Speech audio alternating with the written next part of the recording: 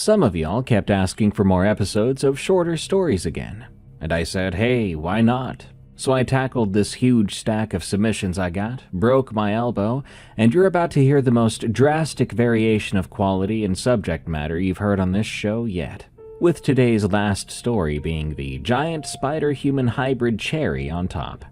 If you have a story of the unexplained, send it to me at darkstories.org so I can read it. Now, let's begin. A Strange Encounter in Glacier National Park. From V. Roy 89. I've always loved the backcountry, but there's a distinct difference between being alone in nature and feeling like you're being hunted.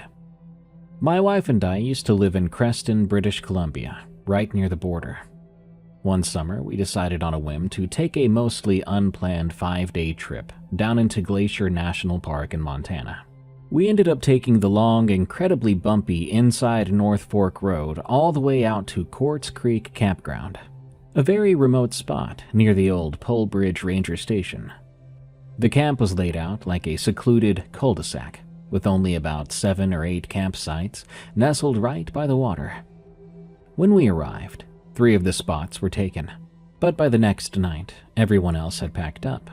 So it was just us. Total silence. We felt lucky, like we had our own private slice of the wilderness. On our 3rd day, we decided to hike down to Lower Quartz Lake.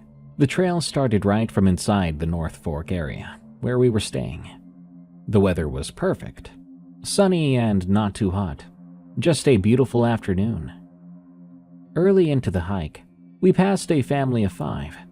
We smiled and said hello, asking how the trail conditions were ahead. The dad told us they had only walked as far as the old historic Quarter Circle MC homestead, just up the path, and were turning back. We thanked them and kept walking. Everything was normal and fine, until we reached that old homestead. We explored the sunlit clearing, took some photos on our phones, then pushed past the old structures to continue down the main trail toward the lake. The moment we stepped back under the forest canopy, the entire atmosphere had changed. It was like the trees were actively closing in over us, choking out the sunlight. A heavy, creepy feeling settled over the woods, but neither of us wanted to ruin the mood. So we said nothing and kept walking. About 10 minutes down the path, the silence was shattered. Crack. It sounded like a massive, healthy tree was violently snapped in half right near us. But what made my blood run cold was what didn't follow. There was no crashing boom or a tearing of branches, not even leaves crunching. Just a single, violent snap. Before we could even process that, a sharp, clear whistle echoed through the timber. It sounded exactly like someone trying to get our attention. My wife and I stopped dead in our tracks, looking at each other like, what the hell was that? We tried to rationalize it. I even whistled back. Immediately, an answer came from the brush. I whistled a second time. Again, the exact same whistle echoed back at me, matching my tone perfectly. At that point, the atmosphere felt entirely wrong. I turned to my wife, and I told her to grab one of the phones out of my backpack so we could start recording that audio. Quickly, she reached in, pulled them out, and looked at the screens. "They're both dead," she whispered. My stomach dropped. We had just been using them to take photos at the homestead, just minutes earlier. They had been fully charged, too. The hair on the back of my neck stood completely on end. I could see the panic starting to form in my wife's eyes, and my survival instincts kicked in. I had to keep her calm.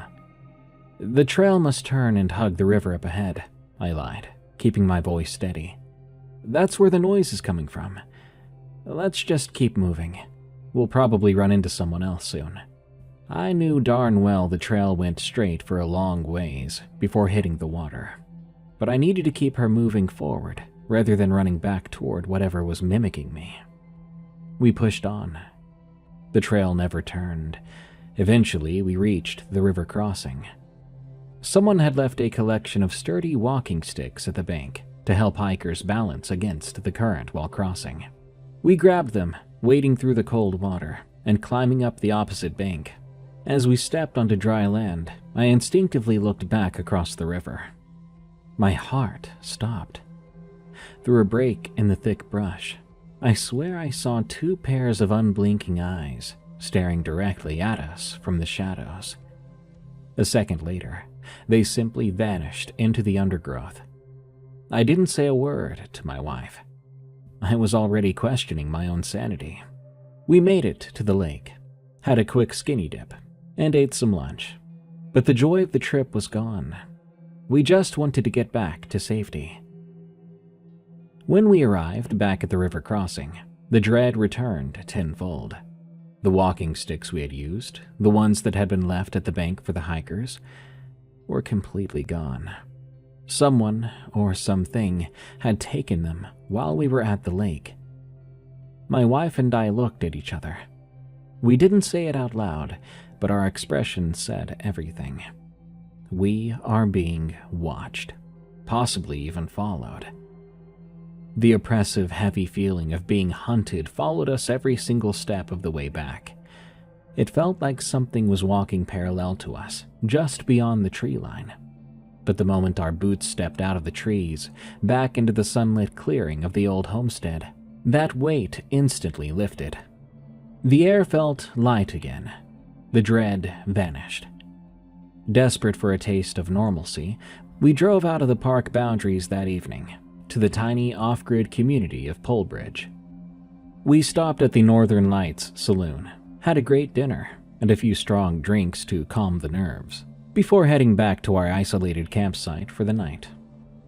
As we sat by the fire under the dark Montana sky at Quartz Creek, that feeling of being watched came back.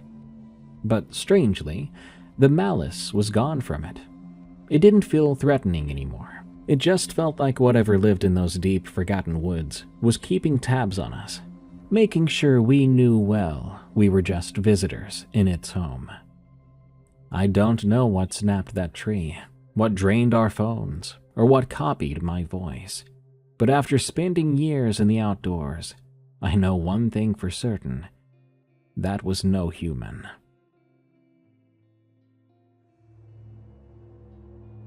Shapeshifter in Florida. From Noble Farnsworth. This account happened on December 14th and 15th of 2024 in a small town on the Space Coast of Florida called Titusville. Me and two of my older brothers frequented a hiking trail at Fox Lake Park. It's a beautiful little gym in Titusville. It has a playground, lake, and hiking trails. My brothers and I have hiked those trails our whole lives and fell in love with that park. I had just finished my school for the rest of the year, and one of my brothers, In, asked me if I wanted to go on a hike that afternoon to celebrate. I happily obliged, and I went with him. We hiked for about 2 hours and decided then to head back to the trailhead because the sun was starting to set. It was an ending to a perfect day. Or it nearly was. As we were hiking back, all the woodland wildlife just vanished. And this was sudden. It was no slow fade. No more robins chirping or crickets. Not even the occasional wild hog grunting. Just silence. Me and In, now thoroughly spooked, decided to pick up our pace when a noise broke that silence. It was an odd sound, but I'll do my best to explain. It was like someone was tuning an analog radio with voices in the background. The voices weren't saying anything specific. It just sounded like they were trying to say something. In looked at me with an expression of fear and told me we had to leave right now. We ran back to the car and drove away.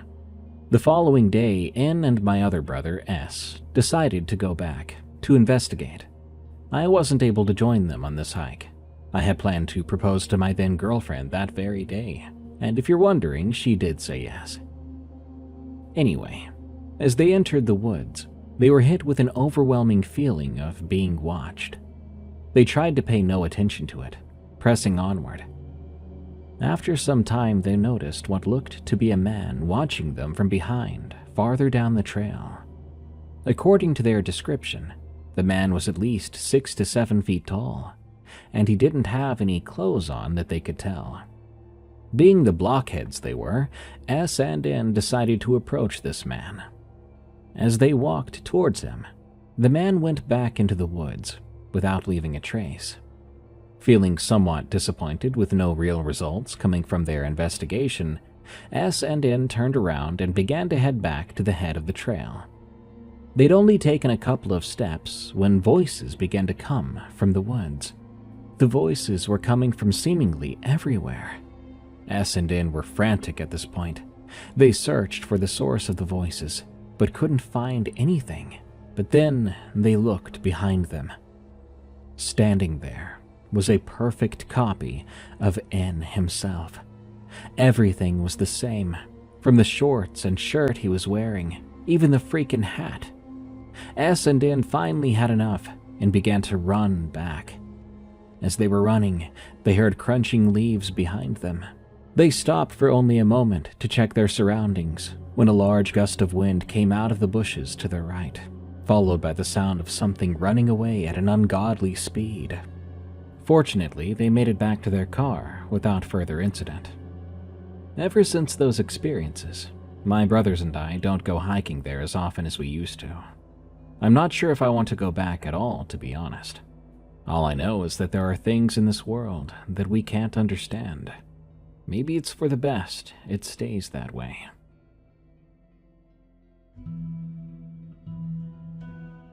The mask that saved my life. From NoodleFox113. I'm a weird kid, always have been. I used to hate the fact that I was different, but I ended up embracing it in middle school, when I actually made some friends.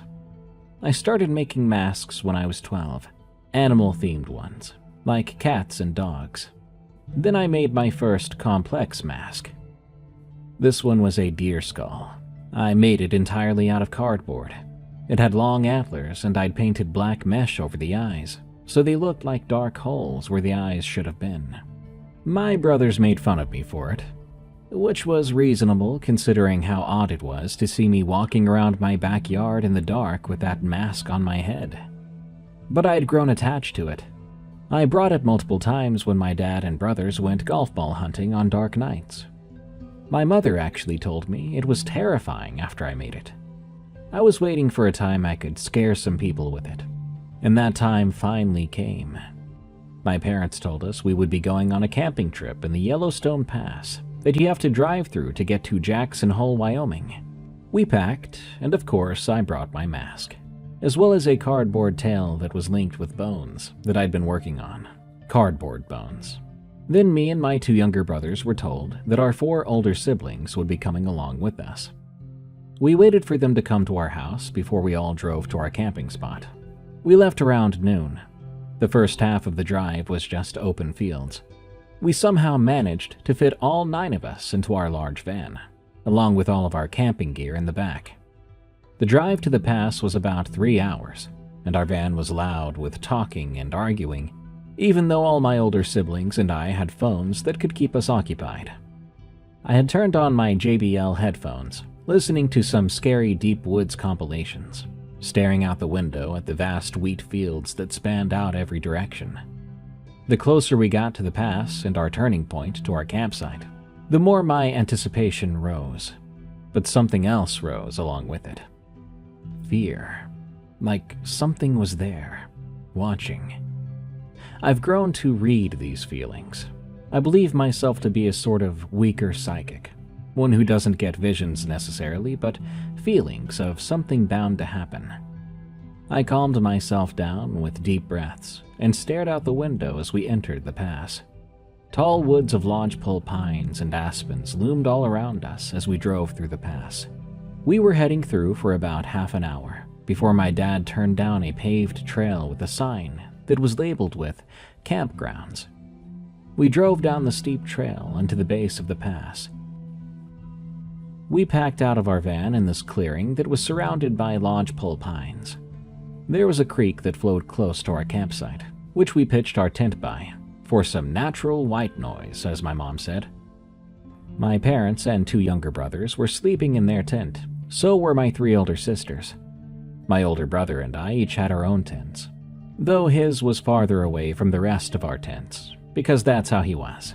He liked being as far away as he could without getting lost, though he swore he never did get lost, which was a lie because I've seen him get lost in his own neighborhood before. By the time we were finished unpacking, it was about 5:30 p.m., but the sun didn't set until 9, so our parents let us roam around the campsite to explore a bit. My dad and brothers went off to find a geocache spot that was supposedly in our area, and my sisters just stayed in their tent and talked. I was never close to my sisters, so I went off alone into the woods, following the creek upriver. After about 15 minutes of walking, I came across this large fallen tree, which had a hole in the bark, showing me that the tree was hollowed out like a cave. I took a step closer to that tree, feeling a cold breeze come out of the trunk. That's when I heard something. I was wearing my mask at the time, so my vision was limited, but I swear I heard breathing, deep but shallow at the same time, and raspy. Another breeze slapped me in the face, but this time it smelled of rotting meat. I tried not to gag, so I stepped out of the tree and coughed. After I was done coughing, I heard the cowbell that my mom would ring to tell us to come home whenever we didn't have any cell service. I walked back to the camp, but couldn't shake the feeling that I was still being watched. I kept looking behind me, and there would be nothing. So I chalked it up to being scared from those scary stories compilations I was listening to on the way here. After we finished dinner, we were allowed to go back to exploring, but we had to come back before dark. My internal clock is pretty good, so I didn't set an alarm on my phone to start walking back. Plus, I could just look up at the sky and see if it was getting close to dark. I headed back to that fallen tree with a flashlight this time, so I could take a look inside. Once I got there, that smell was gone, and so was the feeling of being watched. I flicked on the flashlight and peered into the log. It was large inside that tree, warm too. It would be a perfect shelter for a bear or some other creature.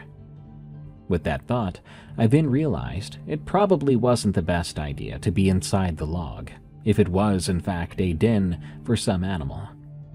But being the curious kid I was, I decided to look into the other side of the tree, which I now deeply regret. I turned around in the tree and shone my light on the other side of it. What I saw appeared to be bones. I took my mask off to get a closer look, and sure enough, this side of the tree was filled with bones. The thing that freaked me out the most was that they were all skulls. Some from cattle, others from deer and elk. I swear I even saw a moose skull, which was old and polished looking. I ran from the tree as fast as I could, but I tripped over a root, and I hit my head. I blacked out. I awoke to complete darkness, not knowing where I was. I remembered I was running from the tree cave, but didn't know where exactly I might be, where the camp was, or even where the tree was now. I'd never been in these woods in the dark, so I didn't know my way back. I felt a cut on my forehead from where I hit it when I passed out, and my pants were ripped up and knees were bleeding. I stood and grabbed onto the closest tree I could. I was dizzy after waking up. I was going through all my survival skills I'd memorized about finding a way back in the dark, but I couldn't remember much. I sat on a log trying to remember anything that might help me get back to camp when I heard it. Something big coming towards me through the trees. It sounded bigger than anything I'd ever heard move through undergrowth before.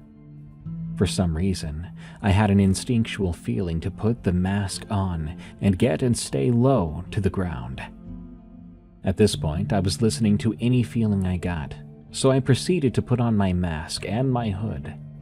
I was wearing all black, so I could camouflage myself well in the dark, but the mask was bone white and stood out like a sore thumb in the darkness.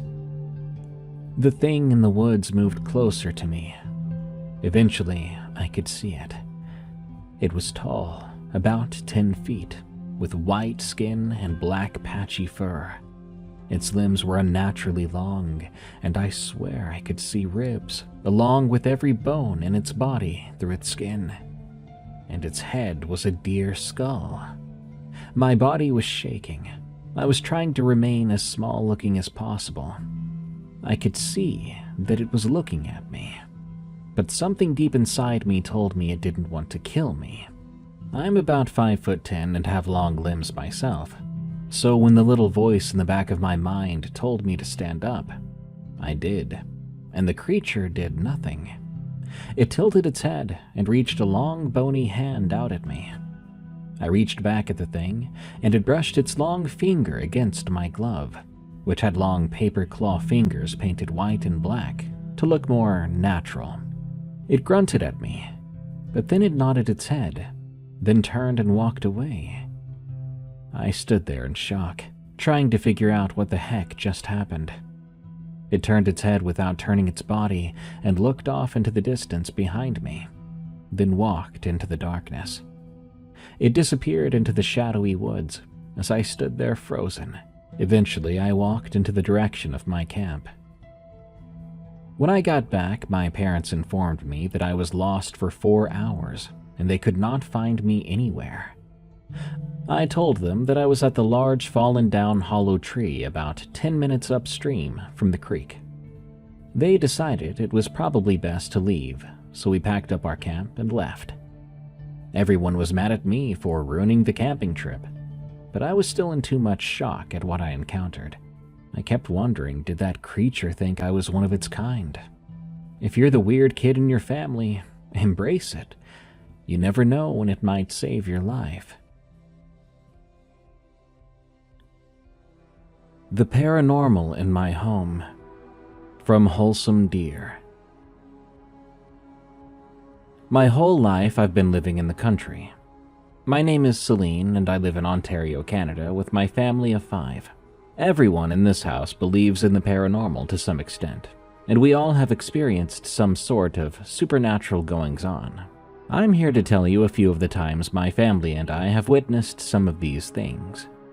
When I was 3, my mom, Charlotte, and my stepdad, Mateo, were talking on my back porch when they started to hear crashing sounds in the old field where the old owner of the house kept his horses. There was a shed there covered in a black tarp. My old dog, who was a German shepherd named Tucker, began to bark over at the shed. Charlotte tried to keep Tucker back with her and my stepdad, but he slipped out of his collar and ran quickly towards the shed. When he got into it, there was a horrific sound, like a mix of a roar and a scream, and after a few moments, we saw this huge black shape run out of the tarped shed, and Tucker came proudly trotting back, unharmed, thankfully. There were other instances where we've heard it. My mom can't think of anything that could have sounded like what she and Mateo had heard that night, though. My friend Areki and I went down the road one day with my brother Leo, who was on his bike. We turned right onto a road that I walk down almost every day. As we walked, we noticed an outhouse that had not been there the day before, so we decided to check it out. Why not? Areki and I were teenagers. Leo was 10. We were curious kids. We walked up the slight incline up to the outhouse. When we got there, we heard what sounded like a deer, sort of calling, and it kept going until we realized it sounded hurt or dying.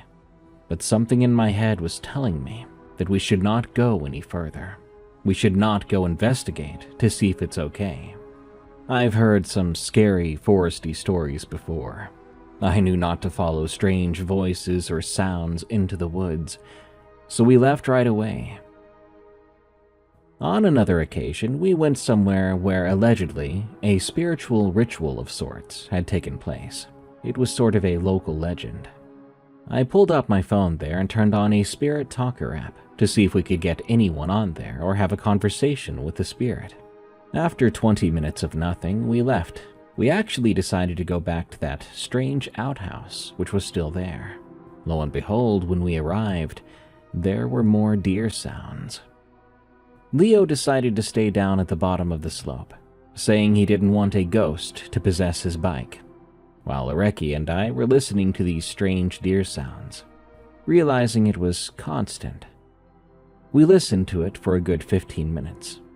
It moved during that time all around us, coming closer, then moving away, then doing it again. It shifted a few times too.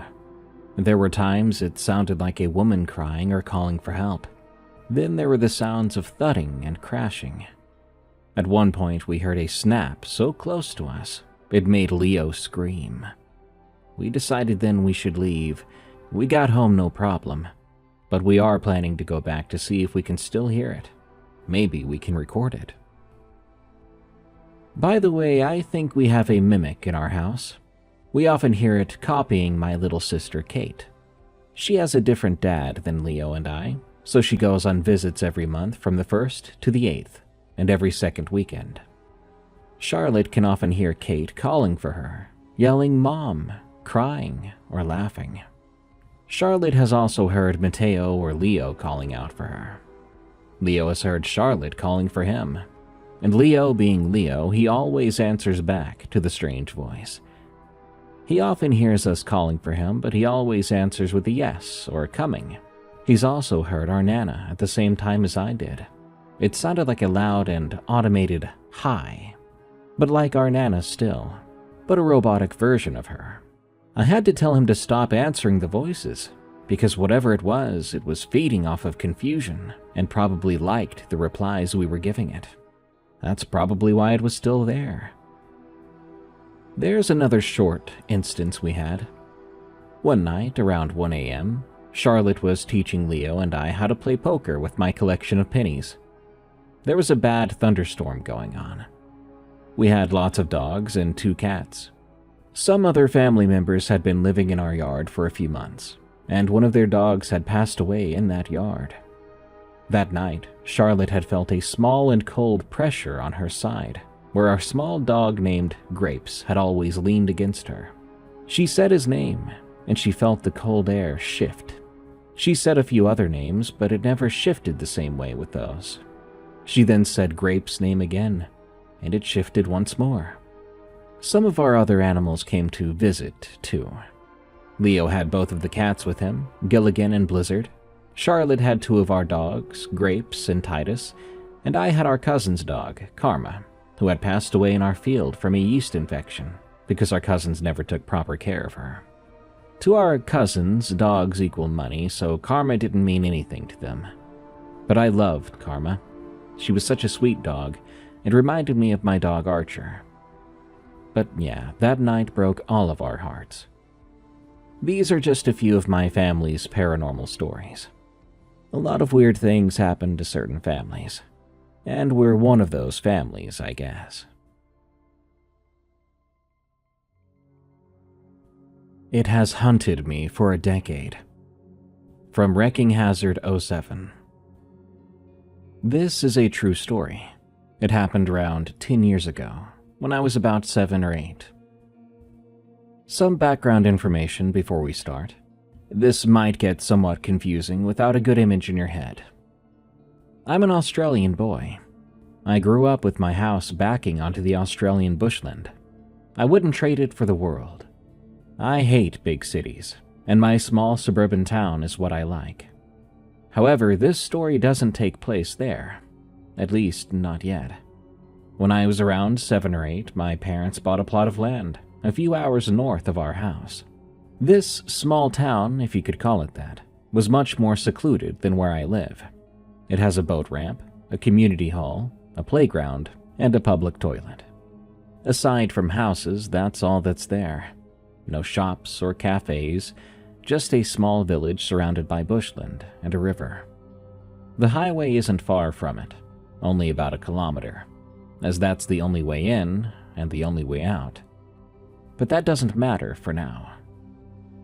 The block of land was empty when we first got there, except for a water tank and an old, decrepit caravan. There was also a septic tank, as there was no sewage pipes or plants nearby. We had our own caravan we stayed in before we built the garage and house, but this was when the weird things began. Our first night there, I couldn't sleep. I heard heavy sounds outside, and I just thought it was a kangaroo. I saw some huge ones that day, and they're quite loud when they jump, so I just brushed it off and eventually fell asleep. When we woke up, though, we found a dead mouse at our door.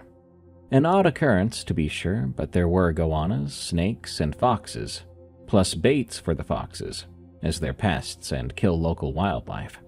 So it wasn't surprising to see this, though this mouse did not have any telltale signs of what killed it.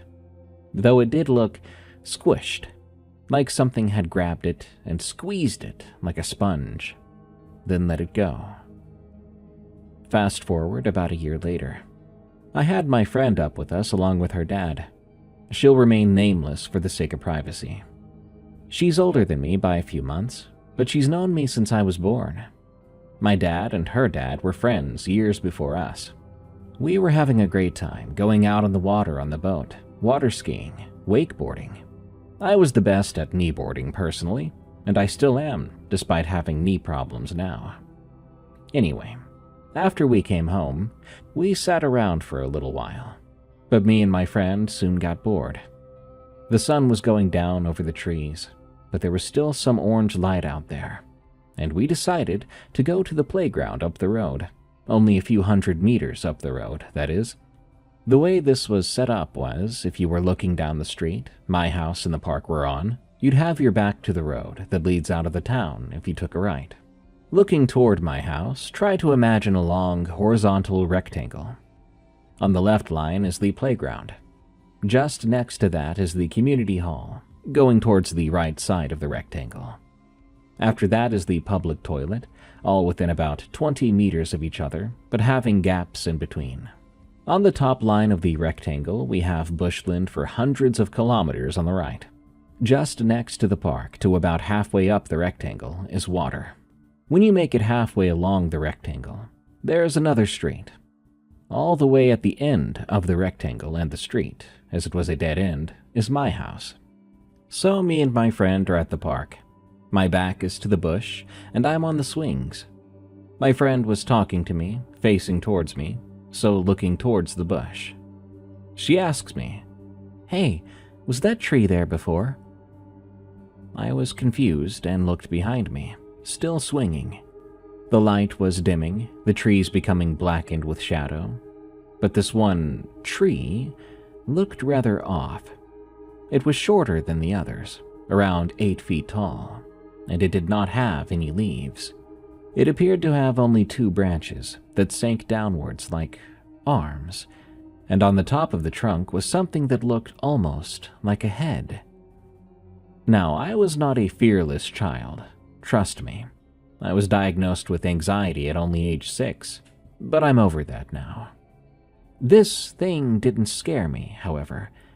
I brushed it off as an old tree with its branches snapped, leaves fallen because it's dead, and on top was one of those termite mounds, which are fairly common here. But that assumption was thrown out the window when we both heard this terrible screech. The only way to describe it was metallic, as if whatever was screeching at us had vocal cords of metal sheets, and someone was scratching them with a knife at the same time. And yet it still sounded animalistic, like a living thing was making the sound.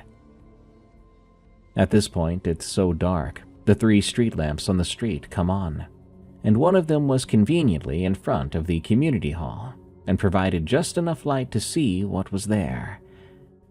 And what we saw was downright horrifying. Its body was skinny. You could see its ribs through its skin, which was jet black and looked like it was made of oil. It was darker than the shadows of the now set sun. Then it looked at us, One eye opened, orange, like the sunset, and with a void-like black pupil in the center. The other eye opened, white as snow, but no pupil. Both eyes glowed like beacons in the almost nighttime darkness. Then it smiled. That smile was so haunting. It had a huge mouth, too big for its head.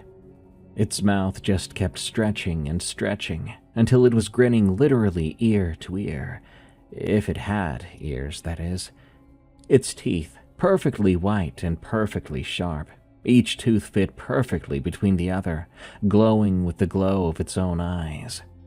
Then it moved. The same heavy footsteps I heard on our first ever time sleeping there. I leapt off the swing, landing on the sand like Spider-Man, and grabbing my friend's hand, pulling her behind the hall and in front of the water, separating us from the bush. Then I stopped and listened. I don't know why, but I did. I heard it. It was waiting for us on the other side of the community hall, waiting for us to come out, to go running past. We doubled back and went around the front of the hall and along the road. I let go of my friend and ran as fast as I could. At the time, I played football and was on the wing, so I was very fast. I looked behind to see my friend, who was not anywhere near as fast as me. She was screaming while running, and this thing was now following us. I swear the only reason it didn't catch us that night was because it was running into trees. I slowed down and grabbed her hand, and I pulled her the rest of the way. We got back to the house, and I shut the gate behind me, as if that was going to do anything. I looked back, trying to calm myself. I saw it just in time to see the glow of its eyes fading into the bush. We did not tell our parents.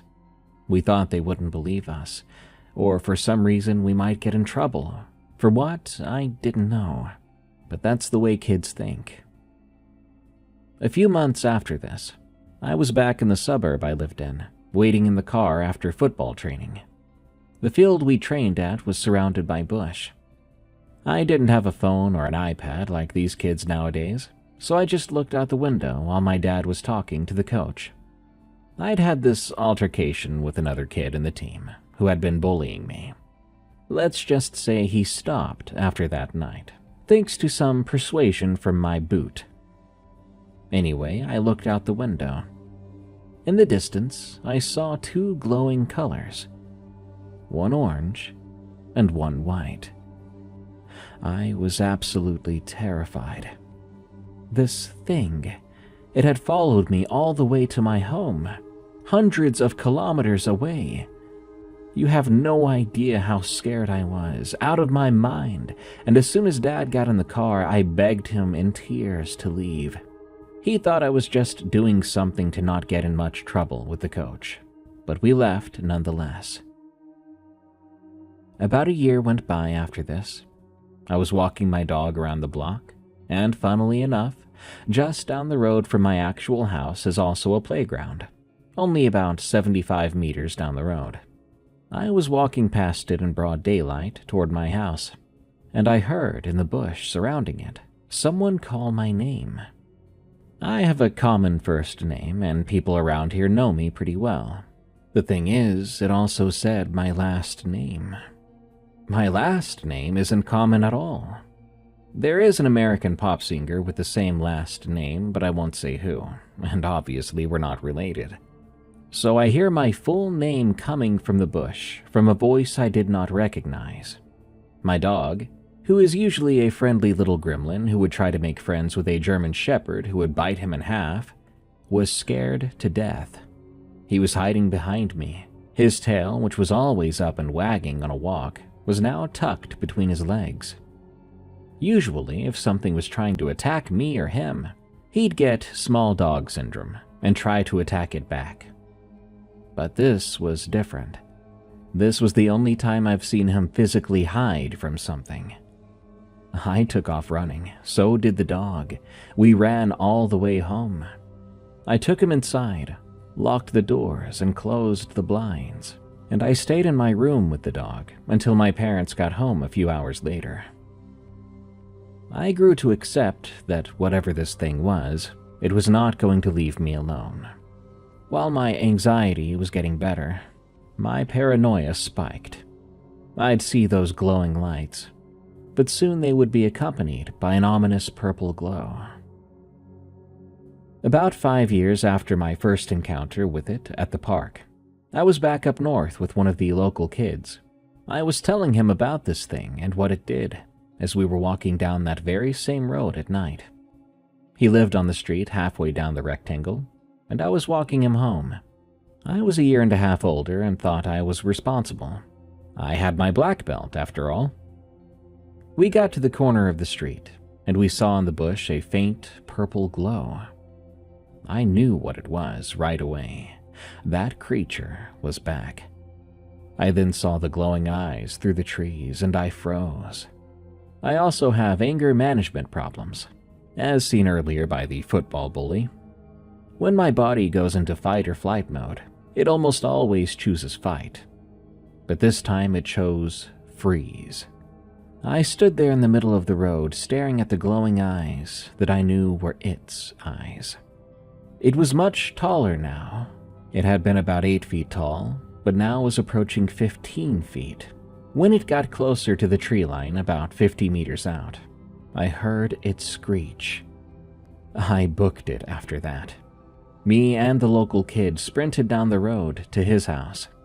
He ran inside, and I went all the way home, going the other way through the bush. I'd come out at the right side of the rectangle, pretty much at my house, and I didn't see the creature when I got back in. It's been 5 years since then. My paranoia has stayed the same, and some of my friends say I might be schizophrenic when I tell them this story. But it's real.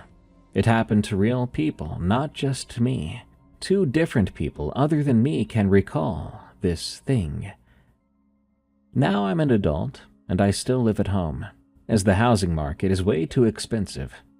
I still lock all the doors and windows, and I close every door in the house aside from my room when I'm home alone. And as soon as the sun sets, I close all the blinds in the house, and I bring the dog inside for a little extra protection and for company. Still, I occasionally see the glowing eyes, and I have some paranoid episodes when I'm at work, since I start work when it's pitch black at 5 a.m.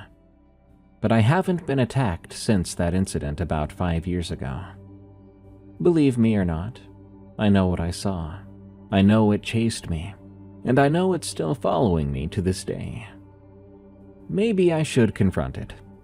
That could be a stupid idea. Maybe it just wants a friend.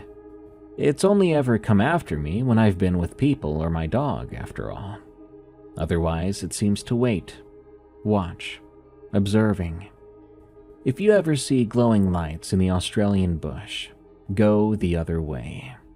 Everything wants to kill you here anyway, and you don't want to become a statistic for something that, quote-unquote, doesn't exist.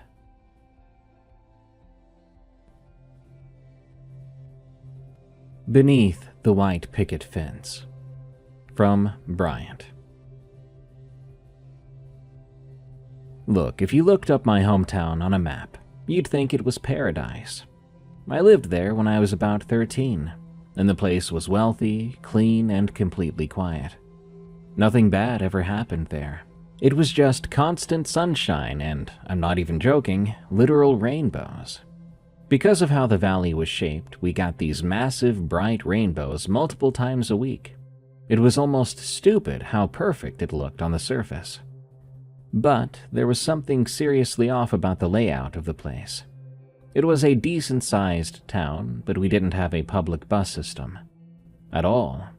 Instead, the whole place was built on top of this massive web of underground concrete tunnels. The local rumor was that they were dug out back during the Civil War, so troops could move around without being seen. For a kid, having a secret underground highway system was the coolest thing imaginable. The walls were thick, cold concrete, and they were the absolute fastest way to get across town. Conveniently for me, there was a tunnel entrance right behind my house. but there was one massive weird rule about them. They were completely off limits from 11 o'clock at night until 4 in the morning. Every single night, these heavy industrial metal doors would slide shut, locking everyone out. Some older kids tried to sneak in past curfew once, but got caught by the cops. They straight up vanished into a juvenile cell for 3 days. No one's parents would talk about it afterward, which obviously just made the rest of us more obsessed. I have to admit, I tried to sneak a peek once when I was running late getting home. I stood right outside the heavy door after it clicked shut, pressing my ear against the cold metal to see if I could hear whatever the town was trying to hide. For a minute, it was just dead air. But then I heard it, a low rhythmic thumping sound. It didn't sound like machinery. It sounded exactly like someone walking down there, but on heavy, bare feet. That wasn't the only bizarre rule we lived by. Most kids in the town had a strict curfew to be inside the second the streetlights flickered on. I didn't think twice about it back then, because my parents genuinely didn't care what I did. They weren't mean or abusive, they were just totally checked out. Their entire philosophy on parenting was basically just don't get hurt, so that we don't have to deal with it. That was it. Because I had zero supervision, I decided to pull off a stunt one night. The streetlights always came on about 2 hours before the tunnel doors actually closed, which gave me a decent window of time to set things up. I bought a tiny, cheap digital camera and grabbed a wad of sticky tack from my desk. I snuck down to the entrance, wedging the camera into a tiny gap right above the doorframe where the automated slider moved, and I aimed it down into the dark. I hit record and ran like heck back to my house. The next morning, I snuck back down and grabbed the camera. What I saw on that screen was completely gut-wrenching. I don't even know how to describe it properly without sounding insane. It was a spider, but not like a daddy longlegs or something you'd find in your basement. This thing was a tank. It was easily 7 feet tall, bloated, and covered in thick, coarse hair. And the face didn't have a bunch of creepy little spider eyes. It only had 2. Just 2 huge pitch-black hollow eyes that looked eerily human. It was completely messed up. But looking at the footage, I felt this bizarre, deep pull towards it. It sounds crazy, but I felt drawn to it. That dark curiosity completely took over, and I decided I needed to see this thing with my own eyes. A few nights later, I slipped inside the tunnel right before 11 o'clock. I found a spot in the deep corners of the main chamber, hiding behind a big stack of old maintenance boxes. I squeezed myself into the gap, and I waited. My heart was practically in my throat when the automated system kicked in. The heavy metal doors slid shut with a loud echoing slam, and the locks engaged. I was officially trapped in the dark. A few minutes went by, then I heard the familiar heavy thumping sound coming from the eastern corridor. That was the exact route I'd seen on my camera. Fear and this weird hypnotic gravity kept me glued to the floor. I kept telling myself I was ready for this. I wanted to meet it. Then, the creature actually rounded the corner. Seeing it on a tiny camera screen did not prepare me for the real thing. The smell hit me first. It smelled like rotting meat and wet dirt. The sheer size of it was overwhelming, as its hairy legs scraped against the concrete walls. The second those 2 dark, beady eyes locked right onto the boxes I was hiding behind, all that stupid curiosity vanished. Survival instinct finally knocked some sense into me. I realized I was nothing more than bait or prey. I let out a scream, bolting out from behind the boxes and running for my life toward the big metal door. I was panicking because I knew it was supposed to be locked from 11 to 4, but as I threw myself toward it, I noticed something the town officials must have messed up, or maybe they did it on purpose. The heavy security bolts were actually on the outside of the door, not the inside. The system wasn't built to lock people out. It was built to keep something in. I slammed my body against the emergency push bar. The magnetic locks groaned, lost their grip, and the door popped open just wide enough for me to squeeze through. I didn't look back once. I sprinted across the yard, scrambling up through my bedroom window, and I buried myself under my bedsheets, shaking until the sun came up. Whatever I saw that night was not a one-time thing. I found out later there was a whole network of these creatures, and the local government was actively covering it up to keep the town looking perfect. Apparently, they were keeping them contained under the streets while something even worse was breeding out in the deep woods past the town borders. The next morning, the town looked exactly like it always did. A postcard, drenched in sunshine. A massive, perfect rainbow arched over the valley, its colors reflecting off the pristine, white picket fences of my neighborhood. It made me want to vomit. I stood at my bedroom window, fingers trembling against the glass. My neighbor across the street meticulously trimming his hedges. He smiled and waved to a passing jogger and checked his watch. Everything was orderly, everything calm, but I knew what was breathing right under his sneakers.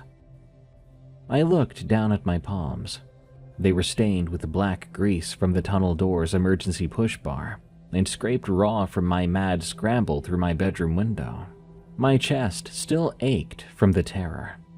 But underneath the residual adrenaline, that bizarre magnetic pull I'd felt while looking at the camera footage was already creeping back.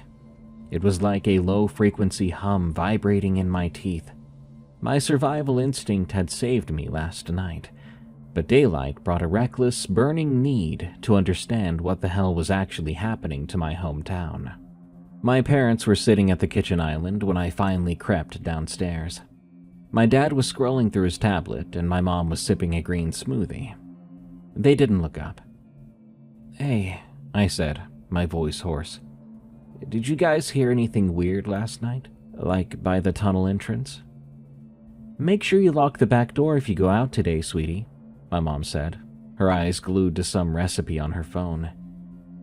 "Mom, seriously, I think there's something wrong with the security system down there. The door popped open." Dad sighed, tapping at his screen. "Just don't get hurt, kiddo. We don't want another trip to the ER like last summer. Go play outside, it's beautiful out." It was the same wall of total apathy. They weren't mean or abusive. They were just totally checked out, just as I told you before. Looking at them now, it seemed deliberate, a practiced blindness that everyone in this valley seemed to share. I realized I couldn't talk to any adults. If I showed them the footage I got, they'd probably just think I edited it, or they would tell me to go watch TV. I needed to find out what else the town was hiding.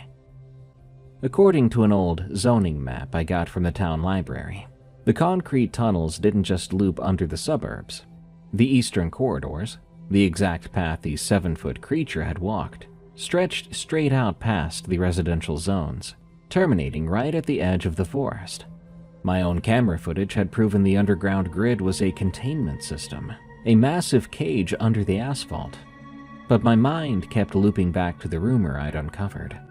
They were keeping them contained under the streets, while something even worse was out in the deep woods. The forest was dense, basically an overgrown patch of ancient timber that the town council had strictly designated as a protected wildlife sanctuary. There were no hiking trails, no campgrounds, and no trespassing. The dark curiosity that had dragged me into the tunnels now pulled my eyes toward the tree line. At 3 o'clock that afternoon, I packed a backpack with a heavy-duty flashlight, my digital camera, and a pocket knife. I grabbed my bike and pedaled toward the eastern edge of town. The bright, perpetual sunshine of the valley began to fracture as I approached the border, all thanks to the encroaching canopy of the forest. I ditched my bike in a thick patch of ferns and crossed the perimeter fence. The moment my boots hit the forest floor, the atmosphere shifted. The air grew rapidly colder, dropping at least 10 degrees. The cheerful chirp of birds and the drone of lawnmowers died instantly, replaced by a suffocating, heavy silence. The trees here were twisted, bark blackened and peeling, and a thick, low-hanging mist crawled over the damp earth. I pushed deeper into the woods, following the path of a dried creek bed that aligned with the eastern tunnel trajectory. The smell hit me then, the same smell from the tunnel, but much denser. It was so thick I could taste it on the back of my tongue. After 40 minutes of walking, the trees began to thin, opening into a big, unnatural clearing. In the center of the clearing was this huge crater, as if something massive had crashed into the earth a long time ago. Or maybe it was a sinkhole. The edges of the pit were lined with shattered concrete pillars and rusted rebar. I crept forward on my stomach, and I peered carefully over the lip of the crater. The bottom of the pit was shrouded in a thick yellowish fog, but as the wind shifted, the mist cleared just enough to reveal a sight that froze the air in my lungs. Spread across the crater floor were thousands of translucent pulsing sacs. They were the size of trash bags, glowing with a faint, sickly light. Inside each sack, I could see the distinct, writhing silhouettes of the 7-foot tank spiders, but smaller. They weren't just living here. They were being grown here. But the spiders weren't the source of the dread pressing down on my chest. They were all facing inward, completely motionless, arranged in concentric circles like worshippers around an altar. In the absolute center of the pit sat a structure that made the tank spiders look like common house pets. It looked like a mountain of calcified bone and hardened black resin, rising 30 feet into the air. Like a hive. Suddenly the ground shook beneath me. A low, bassy, heavy vibration rattled my teeth. The calcified structure began to shift, and something began to crawl out of the dark interior. I reached for my camera, my hands shaking so violently I almost dropped it into the pit. I raised the lens, zooming in through the yellow fog. If the creature in the tunnel was a spider, this thing was a god. It rose on 8 elongated, spindly legs that were easily 40 feet long, jointed like rusted iron cranes. Its body wasn't bloated and hairy, but armored in a sleek black shell. Rising from the center of the arachnid lower body was a sickeningly human shape. It had a long, pale, multi-jointed spine that curved upward, terminating in a massive elongated skull. It had no skin, just pale, translucent muscle fibers stretching over bone. And where its face should have been, there were no spider eyes at all, but 2 perfectly human eyes, the size of beach balls, milky white, and weeping a thick black fluid that pulled onto the crater floor. The Queen. Its jaw began to unhinge in a way that no living thing should be able to do. But instead of screaming or roaring, I instead began to feel a high-pitched, agonizing frequency in my brain. My nose began to bleed. I gasped, clasping my hands over my ears. I threw myself backward, scrambling to my feet, sprinting through the dark woods. I ran faster than I ever had in my life, leaping over fallen logs, lungs burning, and tears of pure terror blurring my vision. Eventually, I burst through the thick brush, tumbling over the perimeter fence, and I landed hard in the ditch where I'd left my bike. I scrambled up, grabbing the handlebars, and I threw myself onto the seat. I pedaled like a madman, breaking out of the tree line and back into the bright, artificial safety of the valley's golden sunshine. I didn't dare look back until I reached my driveway. I slammed the front door shut, locking all 3 deadbolts, and slid down against the wood, gasping for air, wiping the blood from my nose onto my sleeve. Through the window, I could see the neighborhood bathed in that sickeningly perfect light, and the woods looked completely normal, despite what was beyond them. My mom walked out of the kitchen holding a laundry basket. She looked at me, completely unbothered by my gasping breaths, my torn clothes, or the blood smeared across my face. "Oh good, you're home. Dinner will be ready at 6. Don't forget to wash your hands. And drink some water, honey. You look a little flushed." I never went back in those woods. never went near the tunnels anymore. As soon as I could, I moved far, far away, and I never came back. The town is still there. I have no idea how my parents are because I don't talk to them. But I wonder if the sun still shines there, or if the worst has yet happened.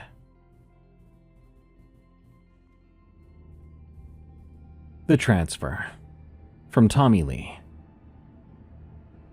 From 2016 to 2019, I worked at a media transfer shop in Tulsa. We digitize people's old home movies.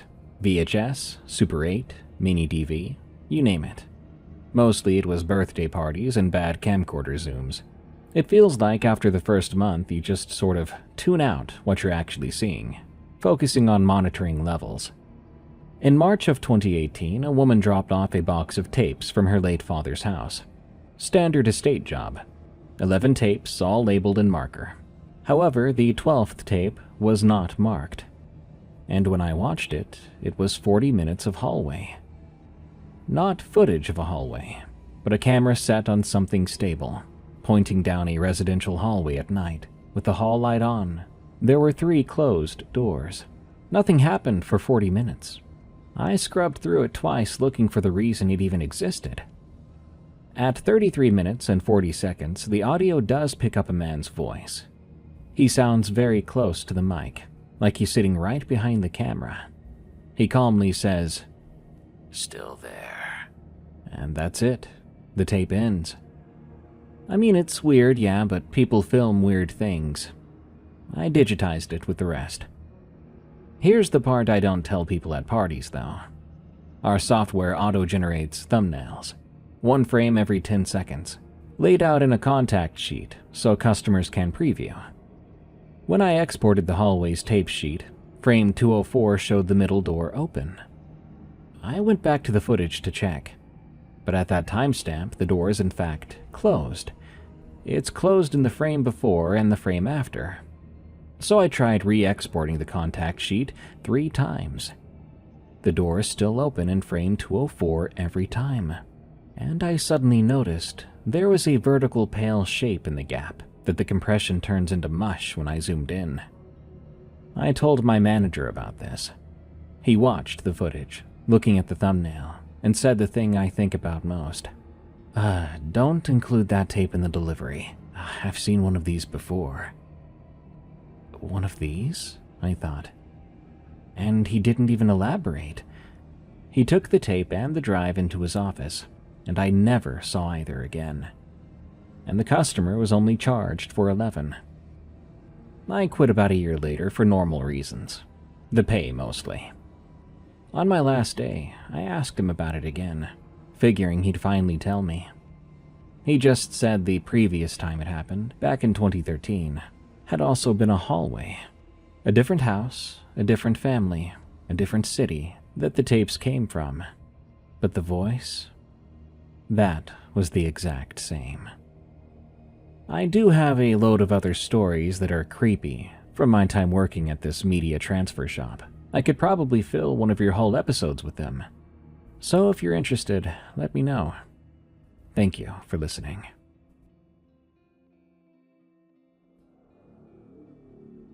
The Shadow That Never Left, from Corey Marjam. I've been a custodian for a while. A night custodian, to be specific. I get to have an entire building to myself. I've worked for 3 districts, but the first and last ones are what matter. The first time I worked at a local high school. It was on a busy road, so there was always noise. A coworker at the time had her baby and left and didn't come back, so I took over her building. The first time I encountered it was when I was cleaning the auditorium. If you've been in one, you know how huge they are. They're always a pain to clean, too. On this particular day, it was stormy, so naturally when the lights went off, I just assumed the electricity had gone out, thanks to the storm. I started walking toward the door in front of the room, slowly, in the pitch darkness, to find my way out. I stopped in my tracks when I noticed, under the crack of the door, that the lights were on. Okay, that's funny, I thought to myself. Maybe the auditorium has motion sensor lights. I walked back slowly to the middle, waving my arms and screaming bloody murder. Anything to get the lights back on. Nothing. Okay, this is annoying, I thought. Now I have to go find the stage door that leads upstairs. Finally, it occurred to me, hey, maybe I should take out my phone. I did, and I turned on the flashlight. I made my way toward the stage door. I opened it and was hit with this foul odor of BO and wet dog. It comes in handy to remember this later. Okay, I figured, someone didn't shower often and apparently brought their dog. I went up the stairs and into the lit stage control office. There's an exit door to the far right. Remember that door. I finally found the switch that controls the entire room and lights. I flicked the first one, and nothing. Alright, I know I'm not supposed to be touching this stuff, but I hadn't cleaned this area in a week. There's a big show tomorrow. I flicked more switches. I was mumbling something to myself at the time. Then I heard a noise on the stage. It sounded like a piece of wood hitting the stage. Probably just my dust mop handle that I left there. I did leave it at an angle. That has to be it, right? I suddenly got this bad feeling out of nowhere. My instincts told me to close the door to the room I was in. I did, and I locked it for good measure. Back to the control console. I started hitting switches. Suddenly, they all went on for a second, and I saw something standing on the stage just before they went back off. At this point, I was sure my eyes were playing tricks on me. I hit a random switch again, and the stage came on once more. What I saw before was no longer there, yet I had this nagging instinct something was looking at me. The lights on the stage went off. I didn't touch the switch. Then suddenly they all came back on, and I saw what looked like a black mass standing in the middle of the aisle. It was just standing there, looking up at me. The lights went off and then back on, and it had moved up near the stage door. I started to panic. I didn't lock that door. Lights went off, but this time the light that came on was from the hallway leading up to where I was. By then my anxiety kicked in and I froze. The door slammed, like someone shoved into it, and I was still frozen there. Thoughts ran through my head. Why couldn't I move? My wife is in the portables. She won't know what's happening to me. Suddenly I heard what I can only describe as metal hitting metal. Bang, bang. I started to freak out. I was trapped. Remember that exit door I mentioned?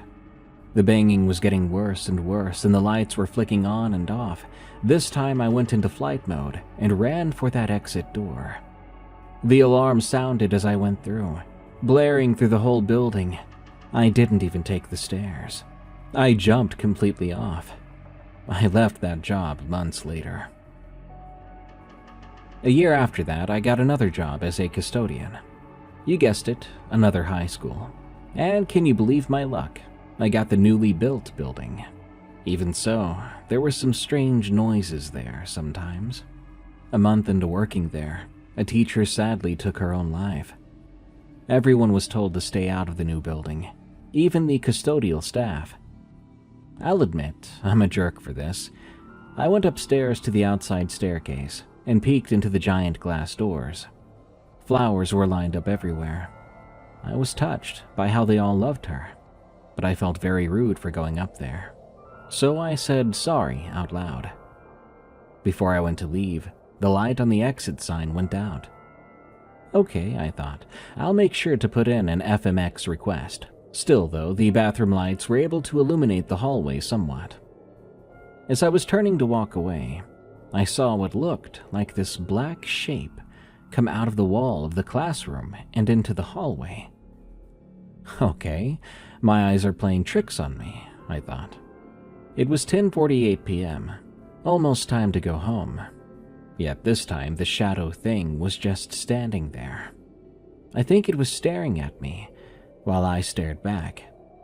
It didn't move, so I thought maybe it was my own shadow. I did the dumbest thing ever after that. I flipped at the bird. I swear, in response, it straight up ran at me. I hightailed it so fast down the stairs and into the other building. I ran without looking back into the break room. I clocked out, got into my wife's car, and left. She had picked me up, as she always did. I told her the story on the ride home. She told me I'm an idiot. And nothing happened for months after that. All had calmed down, it seemed. Or so I thought. Year 2 started off rocky and bad. My lead left, but before he did, he experienced something with me. One day, as we were talking in the new building, like normal, all the lights went out. I figured we stayed still too long, so the motion sensors went out. We moved, but still, they weren't coming back on. He told me to go upstairs to turn them back on, and he would get the bottom ones. Just as I started to walk, we heard what sounded like someone running full speed down the stairs. Keep in mind, it's 10:56 p.m. There should be no one left here. We both booked it, running out of there. But yeah, he, the lead, quit shortly thereafter. The activity died down a little bit. Here and there were random spots of strangeness or coldness and noises. Occasionally you'd capture a glance at a figure from the corner of your eye. Later on I got to move buildings, and I was soon assigned to an older one. But at least this one was nearer to my coworkers, so I wouldn't be so alone. It was quiet there. The feeling was more light, for the most part. Fast forward a month, and things got creepy again. Something started knocking or banging on the walls, or doors or windows too, when I was sitting in a classroom on my break. Sometimes it'll be hushed whispers I'd hear. Now, we're not supposed to sit in the classrooms, but at the time I didn't care. The banging and knocking always caused me to get up and run to look out the hallway or look out the window to see who or what it was. This went on for a while, until it began to sound like doors slamming. That's weird. These doors don't slam. You close them, but they close so slowly on their own that they don't make a sound. The only door here that could slam would be the front door to the building. I went into the hallway and yelled, "Get out of here, it's 8:20 p.m. No one should be here." I stopped and listened. No noise. Maybe it was nothing. I'm just hearing things. One other day, I'm listening to this song by a Korean boy group named ATEEZ, or is that ATEEZ, called Bouncy. Out of the corner of my eye, I saw a shadow standing by the science room doorframe. I thought it was my boss for a moment. I turned around to say hey, but no one was there.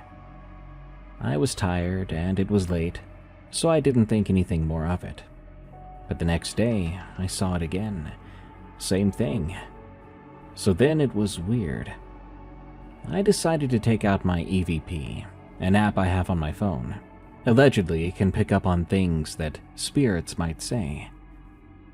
I used it and called out, "Is anyone there?" Nothing but static. No big deal. So I was right. It's just me being tired again. I connected my Bluetooth back to my phone, and just as it connected, a word came through on the app. Want. Okay. So I called out, "What do you want?" Nothing for a while. I go back to cleaning, but this time I left the app running. After a while, another word came through. You.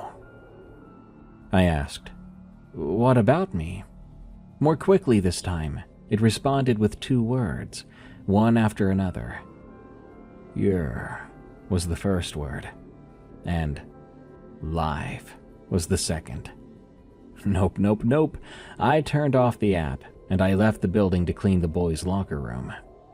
Before I left, my music turned off, and the EVP turned on, and said to me, "Do not leave."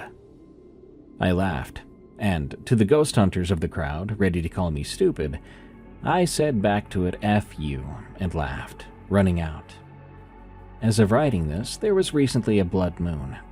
I was forced to close for 3 days, starting with that day all by myself.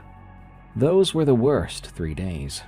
I had to clean a coworker's building, who decided to take his leave for 2 weeks. I was in the bathroom cleaning, and I heard whispering that sounded like, "He talked bad to me. How dare he speak to me like that?" It was an angry, hushed whisper, and I swear there was a second voice that said, "Shush." I exited the bathroom and looked around. Of course, there was nothing around. So I went to clean a classroom. I felt uneasy the entire time at work, so I had my wife come and help and hang with me, which was against the rules. But I had permission from my boss. That being the case, I have someone who can vouch for these moments. So back to the blood moon day. I went into the hallway, and from this building I can see directly into mine. I stopped in my tracks when I looked down the hallway into mine. It looked like someone was darting between each classroom, like they were looking for something. Maybe a teacher was still there. They shouldn't be, though. A teacher makes logical sense. I went back to the bathroom to clean it, and those hushed whispers came back. They were speaking, but one was very angry. I heard them say, "He saw you. You were supposed to be sneaky." And the other said, "Sorry, I thought I was." Then the other voice said, "When he gets out, let's get him." Oh, I left the bathroom so fast after that. I put away all the supplies and left the building. I called my wife and she came to keep me company. I saw a coworker, so I waved and he waved. He left at 7 that day and I'm still there till 11. He went back to his building to clean. The campus, I should probably have explained earlier, had 10 small buildings in total, each with a custodian. But this time they all had the day shift, leaving me to do the nights for those 3 days, except this one who worked 11 to 7. At 6:30, my wife came in with dinner, and we started to walk to the break room. Suddenly she stopped me and said, "Look at those 2 owls." It's night by then, with a little red in the sky left. So imagine one creepy owl on the roof of the library staring at you across the cafeteria building.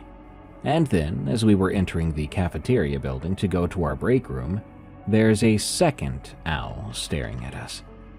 One is hooting, the other is just staring. We entered the building, uneasy, and headed to the break room. As we were eating, my wife heard keys, but around the same time my coworker showed up, letting us know he was leaving. Alright, that probably explains the keys, right? No. We heard him leave, but much later, we heard the keys again, like someone's keyring dangling as they walk. But there should be no one here now, just me and my wife. I looked into the hallway. Nothing. I sat back down and said, maybe it's my keys. I was jouncing my leg, as I always do, ADHD and all that. We both agreed, yeah, it must have been that. I took off my keys and put them on the table. We were watching a clip on her phone on TikTok. But then, she heard the keys again. Now we both had this intense, uneasy feeling. She started panicking, and I started to freak out inside. Like, what was going on? I had no idea. We grabbed everything and ran out. I had to make up a lie later about why I left. The next day, closing again, as a request, my wife showed up. We decided to do an EVP together. We got random words like hi, pretty, mermaid, ice storm, I died here. At some point I asked, where do we go? It said 900. My wife asked me what building that would be. That would be the building with the sports, gymnasium, and weight room. We went over there, and it was empty. I locked up the boys' and girls' locker rooms, and the doors to both entrances and the gym room and weight room. I shut off every light except for the hallway one. That one always stays on. We then went to the break room and relaxed. I went to make rounds at 9:50. Mind you, again, I can't leave till 11. The campus was completely dead. My wife wanted to try the EVP again. We turned it on and instantly a deep voice said, "Leave now." I made a joke, saying, "Make me. You can't do crap." I was being stupid, trying to act macho for my wife. What's sad is I'm 35. My wife told me to stop, so I did. She then asked, "Why do you want us to leave?" Nothing. We kept on walking. Random words would pop up. Eventually we got Roger. I was like, "What about Roger?" It then picked the words, "Waiting for you." No thanks, Roger. We both turned the corner. The lights to the weight room in the 900 were on. I asked my wife if we had forgotten them. She said no. And then it dawned on me. If it wasn't us, someone would have to have gone in there, and that didn't make sense, because I'd locked the entrance doors. How could they have gotten into the building? The two of us headed over, and sure enough, the door was locked. How can that be? How did they get in? We walked down the hallway, and sure enough, there was a person in the weight room. I was shocked, so I unlocked the door and asked them how they got into the building, especially this room. They didn't answer me, but assured me that they would get out. This person was flesh and blood, right in front of me. My wife saw him. He was lifting the weights. Alright, whatever, I walked away. He went back to working out. My EVP came on randomly as I pointed my phone toward the window where the guy was. It said the words, "Roger is in the window." I looked back at the guy, and I kid you not, he turned to me and suddenly smiled. I was hoping that was just a friendly smile. We couldn't do much, so we just went out the back door to lock the gate. We headed back into the 900 after that, and the man was gone. But how? The only way out was the gate I just locked. He would have had to walk by me, and the only door in that weight room sounds the entire school alarm if opened. So again, how did he get out? My wife touched the boys' locker room door, thinking maybe he was in there, and it opened. Another how. It was supposed to be locked. Nothing was making any sense. I called out, "Hey, you in there?" No answer. Fine, joke's on him. I locked the door. Then I locked up the entire campus and left for home. The thing is, I never got any reports of a lock-in or anything like that. So good, I guess. That brings us to the last day.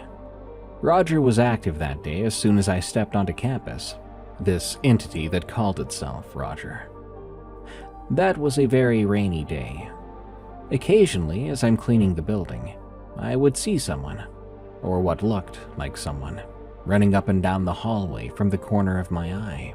I kept seeing it no matter where I stood. Every time I would run out to try to catch them, but no one would be there. It didn't take long for me to get creeped out.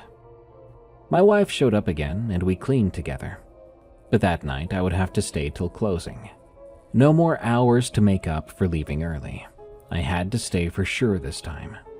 As we cleaned, she saw someone out of the corner of her eye, standing in front of the door, which was closed, but the door has a long, thin window in it that lets you see out of it. She saw a dark shape like I did before. She turned to look, and nothing was there. Then, the little window to the door just shattered, and a smell of BO and wet dog surrounded us. We stood there, frozen. My wife was so scared, she started to cry, and I was shaken up. When I heard her say my name, I found my courage. The classroom lights started to flick off and on until they stopped, throwing the room into pitch darkness. I heard my name being called, My wife heard it too. It sounded like my boss, who I'll call Josh. But it couldn't be. He worked 7 to 3 p.m. I texted him, asking, "Are you here?" He replied saying no, and he asked what was up. I replied and told him, "Are you sure you're not in the building calling my name?" He was adamant. "Nope, not there." This time, it changed to a guttural sound, and a mixture of Josh's voice and something cold saying, "Corey, open up." My wife and I were freaking out, panicking. We went into the corner of the room where the teacher's desk was, and we crouched and hid there. This time something spoke in my wife's voice. "Baby, please open up." My wife was starting to cry, hearing her own voice from somewhere else. Eventually it got quiet, and that's when we left everything in the room and just left. As my wife was heading out, I had to go back in because I left my phone and headphones. I am a moron at times. I went to the closet and I let the door slam shut. Just as I was walking to the front door, I heard what sounded like a loud guttural scream, followed by heavy footsteps banging down the hallway. I ran as fast as I could, but I didn't tell my wife what happened until later, trying my best not to freak her out even more. The activity slowly died down for a while, but it did make its presence known. It would always show itself in the corner of my eye whenever I was cleaning a room. Occasionally, it would make noises or bang. Nothing as serious as those dreaded 3 days. Eventually, I was promoted to lead and moved to an elementary school. Sadly, this shadow has followed me. Now it's making itself known again. Sometimes it'll walk into a room, and other times it'll stand at the end of the hallway, just staring at me. Most times I can feel its presence right there. I always know when it's there. I feel uncomfortable and have to keep looking around me. This shadowy mass, whatever it is, it has followed me ever since. They only exist in the rearview mirror. From The Inverse. Today I'd like to share not only my own, but my dad's tale about this. This story is pretty self-explanatory from the title. They only appear in the rearview mirror late at night. I've heard accounts of these things, not only from my dad, but from others documenting their encounters online as well. Now, let me explain. These things don't follow you on the highway. They chase you. They get so close to the tail of your car that you have to be a good driver to get away. I'm not sure why these things do this to people. Maybe they crave the essence of your fear. Maybe they want to take your life. I still don't know. I'll begin this story with my dad's encounter with them. But first, some background on my dad and his driving skills. My dad was driving before he could ride a bike. Illegal, yeah. When my dad was a preteen, he was working on cars. He spent his years at a little mechanic shop somewhere in Manitoba, Canada. I'll not give the name out, for privacy reasons. After work, he would drive the car he was working on under the cover of night. He would listen to the motor's pitch, and he learned where that perfect sweet spot was to shift gears. He picked up on all this very quickly. Then, during the night, after working on a crappy little car that had absolutely no brakes but a manual transmission, he went for a drive. Yes, he took that very same car out for a test drive. Earlier that day, he had done a tune-up on it. As he let the car slowly roll out of the parking lot, he floored it. He was speeding through town, not a care in the world. Police be damned. He was just a kid. What punishment would they even give him, he thought. The scream of the engine was like music to his ears. The lights reflected off the windshield like a blur of many different colors. He knew he couldn't stop, and that part made him deathly afraid, but also very excited. Adrenaline is one hell of a drug. That's when he made another mistake. He had forgotten that the road was blocked off for construction before the next light. As the yellow tape, orange traffic cones, and construction machines came into view in front of his headlights, his excitement and joy transformed into nothing but pure terror. His chest tightened. What if this was where he crashed? What if this was where he would die? He pushed in the clutch and forced the engine to downshift. He cranked the wheel all the way to the left. The tail end of the car kicked out and started to slide sideways. The streetlights now shone sideways across the front windshield. The engine was screaming as the pen danced up and down at the red line of the RPM meter. The store signs were almost in a perfect reading view. Fluttering the gas pedal, he turned the wheel. The tires moved in a smooth movement from back to center and past, the front tires now facing the right, the back tires laying rubber as they burned against the pavement. The car's weight shifted, and he knew he was back in control. Just before the road straightened out from that corner, he spun the wheel back to center and put the pedal to the metal. This made the car go in the direction of the wheel, and it straightened out. Behind him, twin black streaks on the road in a smooth left-hand curve. Filled with both fear and relief, he smiled. Not just a little grin, but a big ear-to-ear smile. That was when he decided he wanted to become a racer. He eventually slowed down and returned to the shop. Parking the car, he noticed the tires had less tread on them now. Crap. He was going to be in for a mouthful when his boss and the owner of the car found out. So what did he do? Well, of course, he put on some new tires. With knowledge comes responsibility, but also a way to cheat your way out. Later on, he asked a man if he could participate at the upcoming race tryouts at the local track. Long story short, he kicked everyone's butts and ended up racing not only across Canada, but also in the States for years. Being only in the top 5 of every single race, he had perfected his racing and drifting skills. Sadly, this fun life of adrenaline, the sound of roaring engines, and the everlasting smell of burnt rubber would come to an end. During a driver inspection before a race, they asked him to show his driver's license. He didn't have one. He was only 15. So they turned him away. And with that, his new life began. He traveled from Manitoba to his birthplace, not only on foot, but by working odd jobs along the way to buy gas for a car he stole from a parking lot.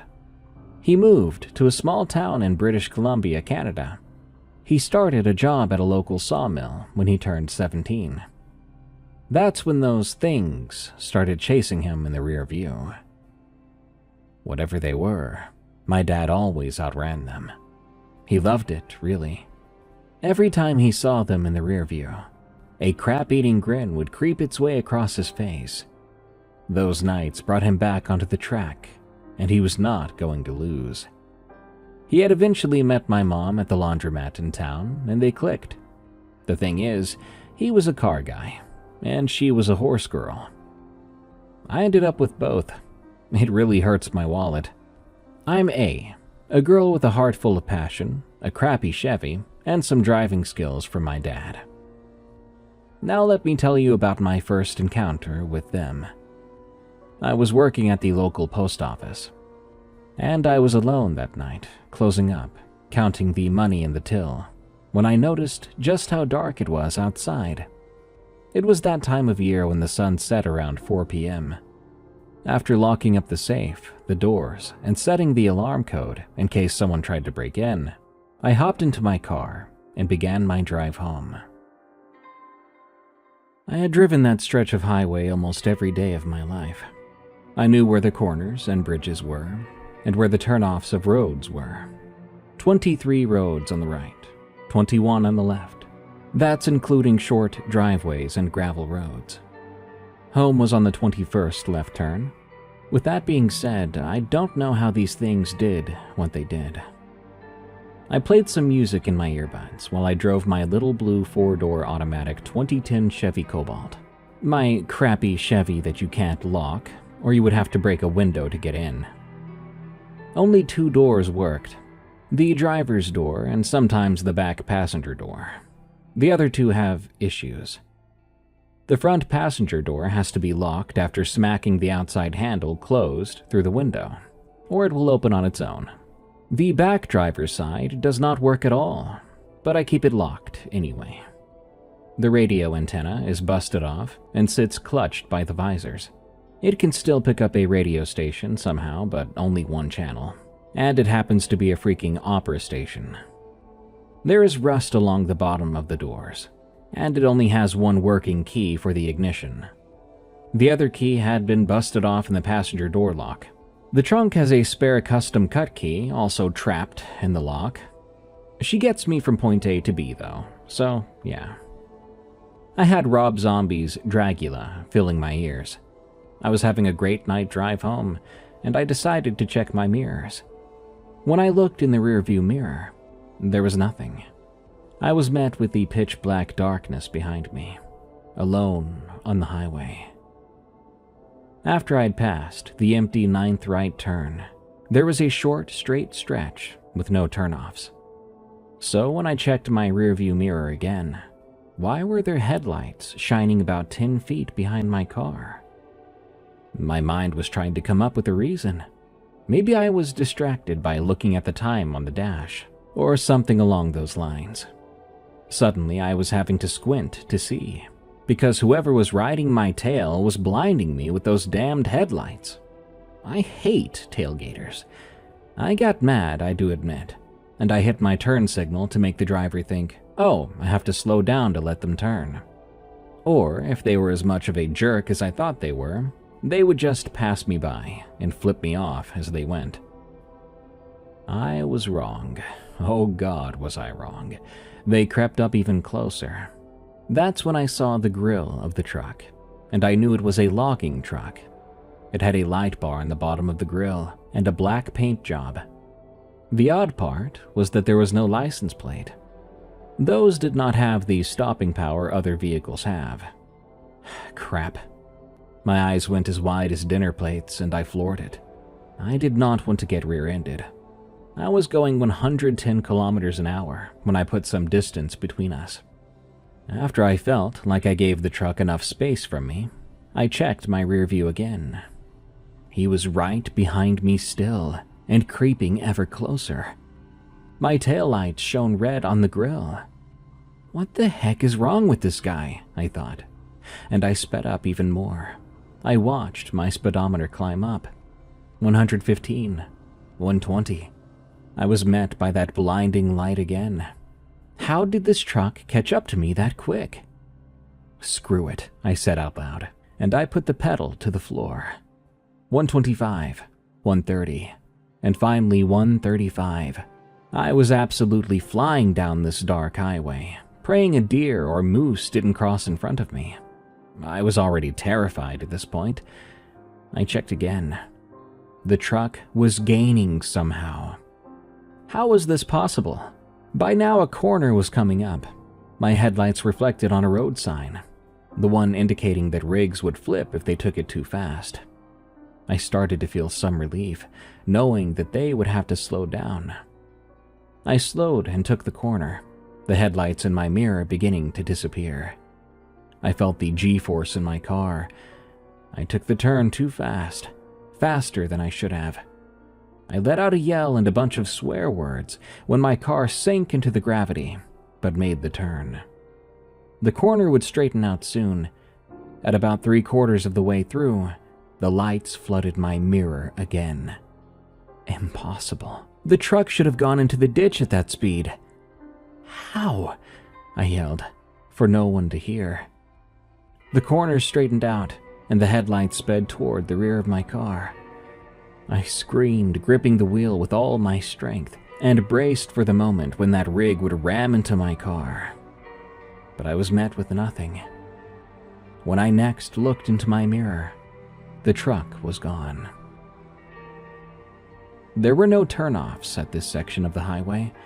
There was no way in hell the driver would risk turning off all the lights with how active wildlife was in this area. I panicked, thinking maybe the truck did roll and the driver was hurt, I slowed down and I made a U-turn. I drove back, past that corner.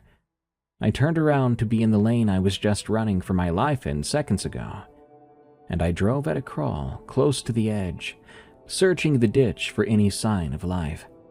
I didn't find that truck. It was like it vanished into thin air. I drove back again and checked both sides of the highway and the ditches. Absolutely nothing. I then slowly drove home and pulled into the only open parking spot in the driveway. I got out and I ran to the door. I was met by my upset mother in her pajamas, housecoat, and slippers, and my visibly confused dad in a white t-shirt, boxers, and socks. I'll call my dad J and mom B for this story. "How did you get home so fast? Were you speeding? Did something happen at the post office that made you close early?" My mom questioned, the worrywart. "No, Mom. Well, yeah, kind of. I was chased by a logging truck, and he tried to ram into my car, but then he disappeared. I went back to see if he rolled into the ditch, but I couldn't find him," I explained. "What color was it?" my dad piped up. "It was black with a light bar on the bottom." Mom nearly shouted, "It doesn't matter what truck it was or what color it was. Our daughter was nearly run off the road and killed." Dad sighed, annoyed at Mom's yelling and tone. She could worry about a piece of blank printer paper sitting on the table. "It didn't have a plate on the front either," I said. Dad raised an eyebrow and crossed his arms. You've got to have both front and back plates in BC." I shrugged. "I don't know, Dad. Maybe it was stolen or something." Mom was beginning to settle down now. "I'm just so glad you're okay and home safe." She pulled a pack of cigarettes and a lighter from her housecoat pocket and walked to the deck. Dad leaned back and made sure she was out of earshot. He turned to me then, uncrossing his arms and leaning on the stovetop. He whispered, "I've been chased by that truck before, on my way home from work, many times." My eyes went wide. "What?" I whisper yelled. "Yeah, all the way from the sawmill to the top of the hill." That hill he is talking about is a steep and sharp left-hand turn. He had told me stories of how he used to drift his old silver Trans Am down that hill. He had hot-rodded it up with a slapstick shift kit, roll cage, and 6-point harnesses. He raced people in that car all the time, and it became famous in the area for never losing a race, and also for the gold O1 on the passenger door. If people saw that car, they knew it was Jay. "You never lost to the truck then?" I said. "No, I haven't. I don't know what would happen if I did, though." The sound of the doorknob twisting made both of us jump. Dad looked toward the sound and quickly back to me. He whispered quieter and slowly, "There's more than one. There's a dark red one and a white one." My heart dropped into my stomach. More of those trucks out there, huh? How do they just appear out of thin air, chase you, make impossible moves to close the space, then vanish like it was never there in the first place? I've also had the same experience with the red and white trucks now, all the trucks Dad said he was chased by over the years, and only ever at night, when I was alone on the highway. I did some research online, and only managed to come across the Phantom Truck of Clinton Road, a Jersey urban legend of a black truck that chases drivers and tries to run them off the road. I live in the middle of nowhere, the middle of British Columbia, Canada. I've not found anything else about them, or anything similar to my area. If you live around BC and have had the same experience of these phantom trucks dressed in black, red, or white paint, let me know. My dad and I want answers. Why were those trucks chasing my dad and me? Why do they still chase me to this day? Drive safe, everybody. Remember to always buckle up and check your mirrors, because the headlights in your mirror might be one of them. Does the mimic follow? From Anonymous. For some anonymity, Some details and locations will be changed. I don't live in the same spot anymore, but I do still live in the same city. When my husband, Alex, and I got married back in 2023, we moved into a newly built building. It was a brand new apartment building, with new appliances, new toilets, new flooring. One of the things we really wanted was to have a laundry machine in our own unit, and we got it. My husband works in an office, and I work a hybrid, which means I work a few days in the office, and the rest I work from home. A few months in, we had a routine down. On the days where I worked from home, my clock-in time was the same time when my husband leaves for work. I kiss my husband goodbye, lock the door, put my headphones on, and do my work. This particular morning, I forgot to ask Alex a question before he went in, but it wasn't anything urgent.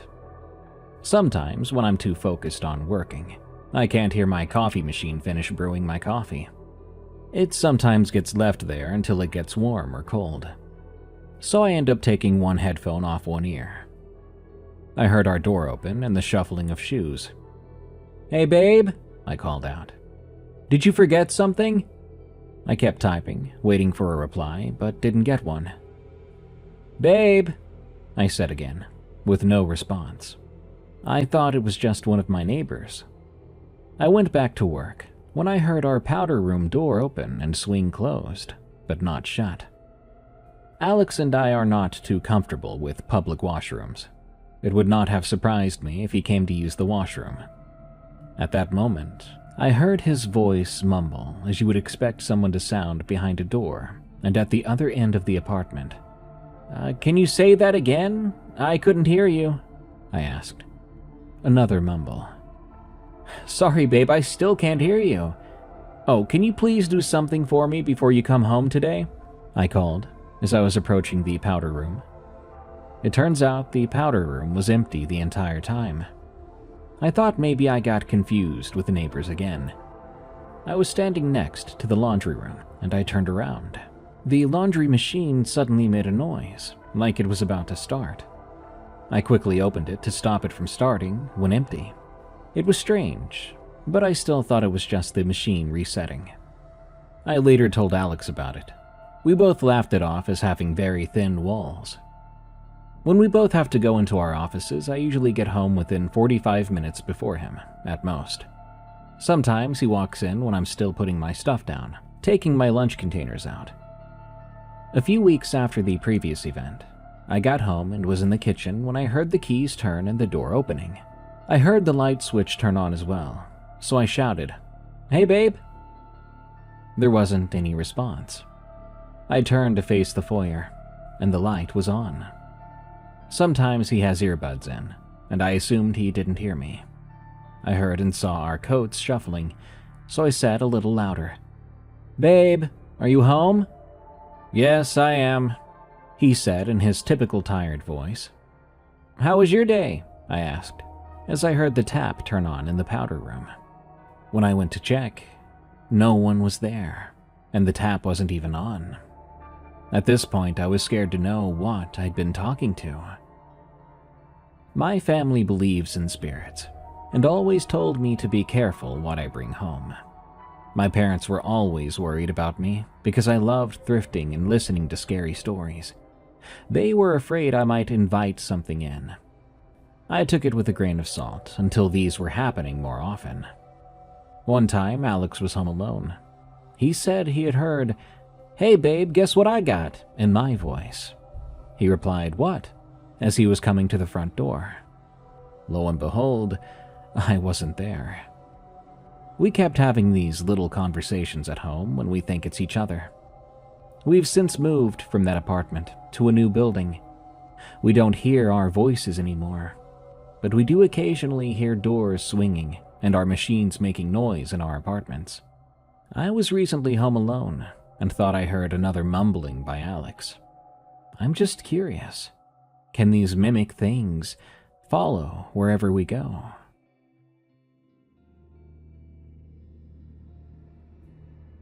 Creepy Cabbie from Sheev76. I have cerebral palsy. but I've always worked while at and after leaving college, sometimes having 2 or 3 jobs at a time. When this incident happened, I was 22, renting my bungalow and living alone. I was going to work. My main job at the time was as a dance, fitness, and play therapy assistant to a group of therapists working for young people with physical and learning disabilities and extreme behavior disorders. As a full-time wheelchair user, I had to use a cab to travel to and from work. And although most of the guys driving for the cab firm were solid and really nice, there were a few, well, dodgy ones, as in most walks of life. I could transfer quite easily, so all the drivers had to do was hold my wheelchair steady, then fold it up, then put it in the boot. On this day, the guy turned up at 8:30 a.m. Late. I proceeded to transfer. I felt him right up close behind me. His hand brushed lightly over my back and bottom. It's worth mentioning I've had slight issues with this man before, mostly making smutty remarks and asking me out for a drink. I declined, and when I did, he got slightly nasty. I ended up having to report it to the firm. As I'm disabled, there wasn't much I could do, as I was holding myself up and I couldn't let go of the door. I swore at him, managing to swing around to sit in the car, and told him never to do that again. He just laughed and smirked at me. We started to drive. 10 minutes in, I noticed we weren't going the regular route to get to the center where I worked. As I was already late for work, I was angry, so I asked him about this. He ignored my questions and said, in a cold voice, "You know, I live around here. I could take you to my flat where my 3 mates are. There wouldn't be anything you could do about it." When he said that, I was crapping myself inside.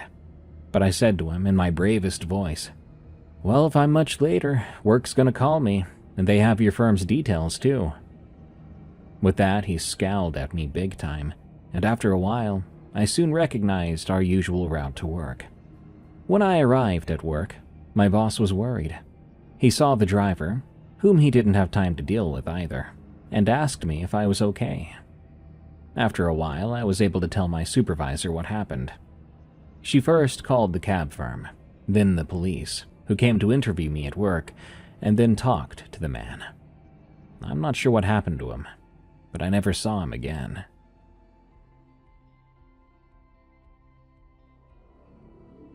Keep your lights on for food delivery drivers. From Anonymous. When 2020 came around, I lost my job with KFC but still needed a way to pay bills. So I started to work with Uber Eats. I actually enjoy doing it. Being introverted and going into places where the only communication necessary is, "Hi, I'm here for so-and-so," well, that's a dream come true for folks like me. Most orders when the pandemic started are leave-at-door orders anyway. But there's one specific order that creeped me out, enough so to start looking for jobs where I'd be inside a building with locks again. The order at first was no different than any other. I went and got the food and went to the house. The light was on when I walked up. I took the food out of my bag, setting it on a bench on the porch, when the light went out and I heard something hit the bush behind me. I quickly took the necessary picture of the order and began to get out of there when I saw a guy peek from the edge of the house where the garage was. So I just decided to cut across the yard back to my car, acting like I didn't see anything, and I climbed back in my car quick. When I looked back from locking my door, the guy had a knife and was coming towards my vehicle. I floored it out of there. I decided after this, I wasn't staying online that night. I would just stay home. Now I'm nervous about any house that doesn't have the lights on. And some nights, it's more than those that do. Deranged Custodian. From Jim Slice. A few years back, while I was working towards my associate's degree at a local community college, I worked at a grocery store to make ends meet. Like the majority of retail jobs, there was a lot to hate. Rude bosses, corporate red tape, irate customers, and of course, pay that never satisfied. As a night owl, I naturally gravitated towards the closing shift. It afforded me some relative peace and quiet for the last few hours of my workday, and I didn't have to worry about stickler bosses breathing down my neck. However, as the store got closer to closing time, the stranger the people were that I would encounter. And I'm not just talking about customers. It must have been about a year into working there that I first encountered him. It was a new custodian, making his rounds through the store with a broom and a dustpan. The name tag on his shirt said Tyler. Aside from his long, unkempt hair, the thing that stood out to me the most about him was just how big he was. He was the type of guy who wasn't particularly overweight or muscular, but simply had a very large build that made him quite imposing. Despite this, he seemed relatively harmless. He had a strange demeanor, and he muttered to himself, but he mostly kept his head down and did his work. There are a lot of moving parts in your average supermarket, so it's not uncommon to barely see someone you work with all day if they're not in the same department as you. Tyler didn't cross my mind too much if he wasn't making a sweep of the produce department where I worked, but that would change very soon. I and many other employees of the store made frequent stops to the restroom, partially for brief respite from the mind-numbing work, and also because the water fountains were over there. We were somehow not allowed to have water bottles in our departments. You could always tell if a custodian was spiffying up the restroom if their supply cart was parked outside of it. However, Tyler started parking his cart inside the restroom, and also began to spend exorbitant amounts of time in the furthest stall from the entrance, muttering to himself. On top of this, he would strip his clothes off and hang them over the stall door. It came to a point where every time I took a bathroom break, he would be in there. I wasn't the only one who noticed. One coworker had barely entered the restroom one day when Tyler busted out of the stall, thankfully in some underwear, not fully nude, before angrily saying, "I don't want to crap in here." He then entered the next stall over. Being alone in that bathroom with the enormous half-naked custodian gave my coworker a scare he would not soon forget. In spite of his bizarre bathroom ritual, I felt a little sorry for Tyler. Every job in that store was thankless, but especially so for the custodians. They had to deal with the biggest messes, and I knew that the most repulsive ones, such as the ones involving bodily fluids, were supposed to be dealt with by managers who had the proper training. But that role would conveniently be forgotten when the time came, leaving it up to the poor custodians. For this reason, I tried to be friendly to Tyler, asking him how his day was, making small talk. He would give a sheepish response, but he seemed almost weirded out by me doing this. Perhaps nobody else in the store gave him the time of day, or maybe he simply wanted to be left alone. As it turned out, Tyler really hated when he had to clean up one of those big messes. There were multiple instances where I would hear an announcement over the loudspeaker, paging him to clean up a mess in a certain department, only for me to see him a minute or so later in a big huff on his way to the disaster area. I didn't want to get in his way during times like that, but one day there was a mess in my department, and it was not a small one.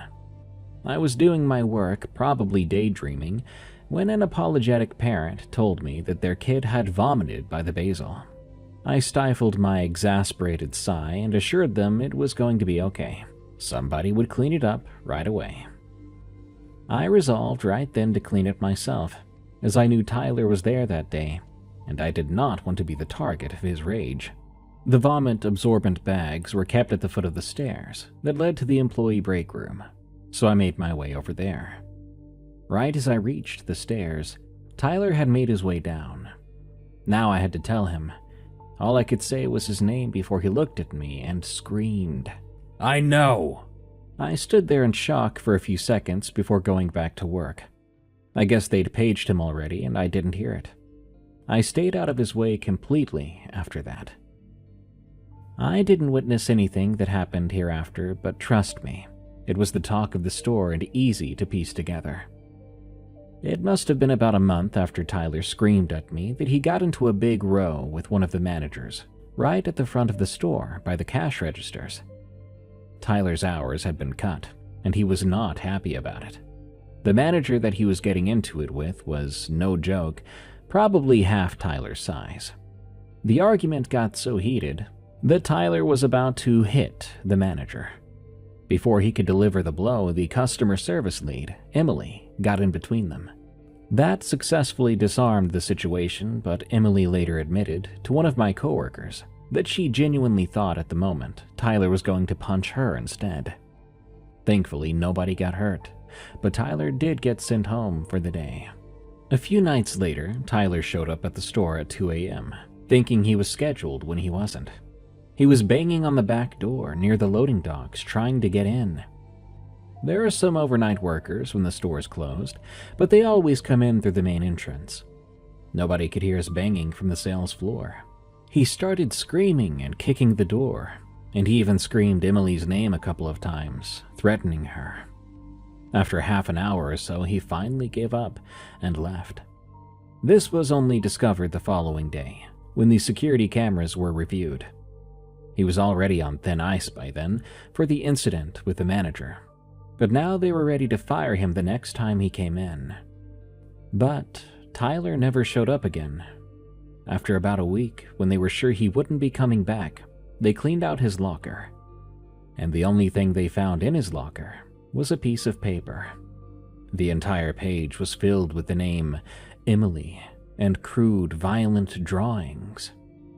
Emily quit that day. I didn't last much longer myself. Restless Spirits, from Anonymous. This experience taught me there is sometimes more going on than what your five senses can pick up. I left this job years later after I was in some dangerous situations that had nothing to do with the paranormal, but I had some great memories there. A little background about the program I worked for. This was a social service job where we would take homeless young adults and help them pay rent for an apartment while we taught them life skills, job skills, and tenancy skills. It was a government-funded program, so one of the stipulations was that we could only rent the absolute cheapest livable apartments in a very impoverished area. Livable was a relative term because our inspector was not allowed to touch or move anything while he inspected those apartments, so essentially he was just guessing if they were safe to live in or not. I had a lot of issues with the way the program was run and funded, but they aren't relevant to this story. Anyway, my team and I moved 2 young men into an upstairs unit of a quadruplex, and 2 young women into a downstairs unit in the same building. Shortly after moving them in, one of the boys complained about cars driving down the road next to the building many times per night, and the silhouettes of the people outside would project onto his bedroom wall. It freaked him out at first, but then he started to get used to it. I thought it was a little weird since no one was ever standing around out front when I visited, but for safety reasons I only visited the clients during the day, so I had no idea what was going on there at night. Generally though, in that part of town everyone stayed inside. It wasn't the type of neighborhood where you socialize in the street. A few weeks later, one of the girls living downstairs reported a similar experience. Her bedroom was in the back of the building, but one night she was up late in the living room facing the street, and when a car drove by she saw silhouettes of people on the closed blinds. She was so scared she made her boyfriend look between the blinds to see how many people were standing in front of the building. Well, he looked between the blinds, but replied that there was no one there. She thought maybe they were doing drugs in the patch of grass in front of the building, and then scattered when that car drove by. Luckily, her boyfriend was able to calm her down, but she told my coworker about it at their next meeting. Because of HIPAA privacy laws, we weren't allowed to tell her that an upstairs resident had reported something similar, because that would out him as being part of our program. One morning, I woke up to a bunch of missed calls from that boy living upstairs. I called him back, and his voice was shaking as he told me. "Last night, the shadow thing happened again, and I looked out the window and no one was there. I can't stay here anymore. Something here is seriously messed up." I went to his apartment and talked it through with him. I used to be a camp counselor, after all, so I was used to kids waking up from nightmares or shadows that could easily be explained away. Do you think maybe people were in the yard doing things they weren't supposed to? Like maybe they were doing drugs and ran away from the headlights so they wouldn't get caught? I asked. It looked like they were standing right outside the window, he said. Since he lived on the second floor, there was no reason why someone would or could be standing right outside his window. Of course, it's hard to tell distance when all you are seeing are shadows. I tried to explain this to him, but he wasn't having it. He ended up sleeping on a friend's couch for a few nights, before returning to his own apartment. At the office, I explained the situation to my coworker, who told me one of the girls in the downstairs apartment had just bought a door camera. This was before Ring doorbell cameras, so think of an older and cheaper version of that, not connected to the internet. My coworker and I brainstormed ways we could ask her to check the camera footage without violating the boy's privacy. We decided to tell her that our boss was concerned about her and her roommate's safety, and if she found proof of people hanging around her apartment late at night, she could show us the footage. She agreed, and we asked her to look at last night's footage to see if there was anything concerning. She texted back that last night was all good, but she would try to remember to check every morning to see if there was anything at all unusual. She never did text us any updates, so I'm not sure if she checked every morning. But if she did, I guess she didn't see anything. If I remember correctly, the camera could only hold a day or two of footage anyway before it was erased, so if she didn't check it the next day, she wouldn't see a thing. I'm also not sure if it stopped happening, or if they all just got used to it, because we all kind of forgot about it eventually. A few years later, my coworker and I had moved on to other jobs, and out of the blue, she sent me an article. The article explained that decades ago, there had been a natural disaster which had destroyed dozens of the slums in the area, killing hundreds.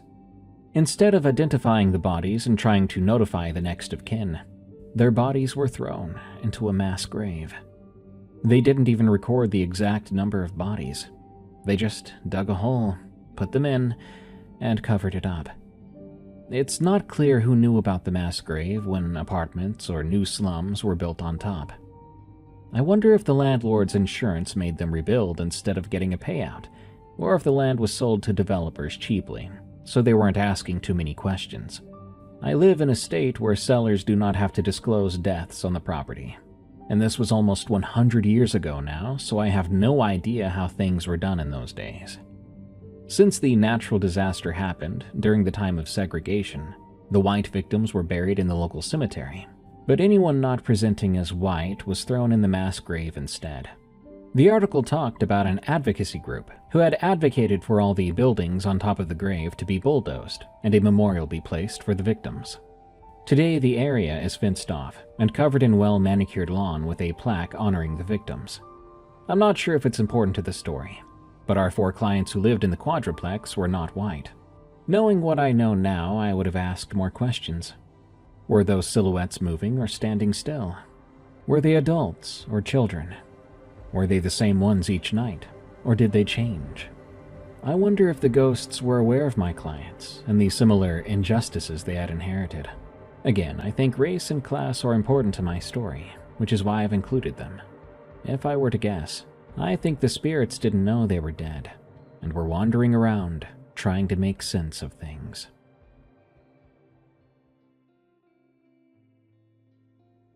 When the audience wasn't there. From Lurking Moonlight. I remember back in the late 80s, my grandparents took me to a theater show. I was in my early teens at the time, stubborn as a mule, and honestly, I fought tooth and nail. I kept saying I'd rather be at the movie theater, popcorn, action, explosions, anything but a stage play.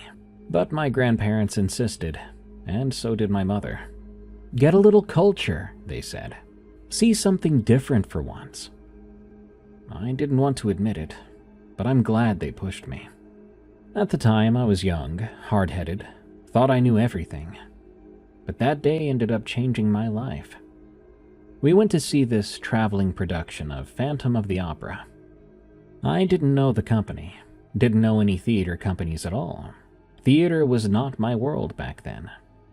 But I remember sitting there, watching the phantom disappear under the stage, seeing the smoke and mirrors, cheap tricks really, and still being blown away. The singing, the atmosphere, the way the story wrapped around the room. I didn't know it then, but that awoke something in me. A part of me that loved this stuff. Theater and music and performance, which had previously been buried down. After the show, my grandparents said, "See, that wasn't so bad, was it?" And I said, "Not bad. I want to see more of these." So for the next few years, all the way through high school, I traveled with them to see shows. Big ones, small ones, goofy little productions in tiny towns, you name it. I loved every minute of it. Funny thing is, I never did theater in high school. It wasn't the same. They always picked some cheesy comedy or something overly serious, and the atmosphere just felt wrong. And I didn't want to get mixed up in the school drama scene, pun intended. But later on in college, I finally dipped my toes into acting. A little show here, a character there, nothing major, just enough to see what it felt like from the stage instead of the seats. Then I got involved with a traveling production company. And man, that was it for me. I felt like I'd found my home. The people and the chaos and that energy, I loved it. I finished school, sure, but the theater took over my heart. 20 years later, I'm still at it.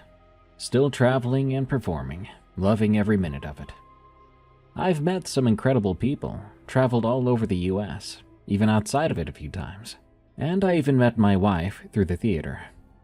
I built my whole life from a show my grandparents dragged me to. I've got nothing to complain about. But let me tell you something. The theater has its strange moments. Not the movie-style sandbag falls and kills someone kind of stuff, and definitely no masked phantoms lurking backstage. But spooky things?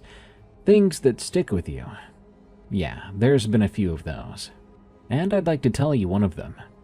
We traveled through Massachusetts and down the East Coast, making our way through the Carolinas. But honestly, our show attendance wasn't what it used to be. Great crowds do come some nights, barely a dozen people on others though. Our production manager kept saying the same thing. "I think we need to flip the script." He'd say that anytime things got stale, and this time he meant it. "We've been running these top 4 shows for too many years," he said. "They're outplayed. People want something new." I rolled my eyes. I figured theater life was about to turn into high school productions all over again. Cheap comedies, awkward attempts at seriousness. I didn't want any part of that. But, like usual, I was wrong. He flipped through a stack of obscure scripts, mumbling to himself, and finally slapping one down like he'd found hidden treasure. The Mystery of Irma Vep. I had never heard of it. Most of us hadn't. A horror comedy full of quick changes, odd characters, and strange little scenes. We practiced for hours. Luckily, we had a few weeks between shows because the next theater down in South Carolina was booked with opera and some kind of dance festival. So we rehearsed and rehearsed and rehearsed. By the time we were a few weeks out, social media was just becoming a thing. So we blasted out a post saying we'd be adding this weird little horror comedy to our lineup. That was all it took, and it sold us out clean. Turns out people love a horror comedy. And I actually loved practicing it. I played Thomble, Lord Finwick's hapless groundskeeper, a goofy little side character who popped up with dramatic warnings and badly timed entrances. I had the time of my life with it. So there we were, still up in North Carolina, rehearsing in this old theater before heading south. One night, after a long day, everyone had filtered out. Some went home, some went to the dressing rooms, a few wandered backstage. My wife had already gone back to our hotel, but I stayed behind. I really wanted to nail my lines. Horror comedy or not, I took the role seriously. I sat on the stage reciting lines to an empty house, listening to the sound of my own voice bouncing off the seats. At one point, I stopped mid-rehearsal and walked to the center of the stage. I took a deep breath, lifted my head toward the empty audience, and belted one of Thomble's dramatic lines. "My lord, the shadows move where shadows should not." Right after I said it, I heard applause. Not thunderous applause, of course, but a polite, scattered clapping from somewhere out in the dark. I froze up. I looked around, thinking someone was hiding and trying to mess with me. "Ha ha, very funny," I said. I turned to walk back to my starting place and ran through the scene again. Same line, same delivery. And again, the same applause. Slightly louder this time. So I called out, "Okay, whoever's out there, come on, you got me." Silence. I couldn't see anyone. No footsteps or doors opening. Only a quiet old theater, late at night. I spoke to the empty seats. "Well, I'm glad you liked it." Still no answer. So I figured I'd put on a show for my invisible audience. I jumped back into my role, really hamming it up, energetic, exaggerated, and teetering between sarcastic and serious. Then I spun around for the final line and shouted into the dark. And this time the applause was big, loud, and full, like an entire crowd had filled the theater while my back was turned. I spun toward the sound booth, thinking someone had kicked on a recording. But the booth was down front right, just off the edge of the stage, and it, at that moment, was empty. I'd been there for weeks. I knew every corner of that place. Nobody was hiding there. There was no one playing tricks. That was the moment the hairs on my arms lifted straight up. You know that cold prickle you get when the air changes, and you're suddenly aware you're not alone? Yeah, that feeling hit me hard. And right then, I decided that was enough practice for the night. After that, I just went back to the hotel. I went in and my wife was asleep on the bed. I wasn't going to complain. She normally asks me to rub her feet because she's a lot of the time the dancer. She's always doing a lot of heavy lifting. By that I mean she's always around the stage and her feet always ache. But I thought, I'll just tell her in the morning. So I lay down, and first thing in the morning I woke up to the smell of coffee. When I rolled over and looked, my wife was just sitting there reading the script. I said to her, "Hey, I've got to tell you something that happened to me." I ran through it with her and told her. I said, "Who do you think it was out in that audience? What do you think they were doing?" She named a few people that might pull such a prank, but she said, "Honestly, nobody would really do that. I mean, sure, I can't say they wouldn't, but why would they?" Well, I shrugged my shoulders and said, "I guess I'll just have to see what happens." So we went to the theater later that afternoon. They'd been rehearsing. I knew my scene was coming up soon, so I'm in the backstage running through my lines under my breath, just running through the hand gestures and the motions without saying anything. Then I decided I wanted to put a little emotion into it. There I was, waving my arms and mouthing my line, and I could hear something up front, the scene, but it almost drowned out my own thoughts. So I spoke up, just ever so softly, so they couldn't hear me through the curtains and everything, and when I said my line, I heard clapping behind me. I spun around. Now, if you've ever been on a stage, you know they're all painted black. There are curtains around and ropes and whatnot, but behind me it was just that black cinder wall. The ropes were off to the left for the stage. The catwalk entrance was clear on the other side. I looked up. No catwalks above me, no shadows, and nowhere for anyone to stand. But that clapping was almost directly behind me, like someone was standing inches away. That same feeling came back. The hairs on my arms stood up straight. The little cold chill that follows. I didn't know what to think of it. I said to myself, "All right, I think I'll be good until I get out there. Now, let's see if this prankster will do it when the whole cast is out there."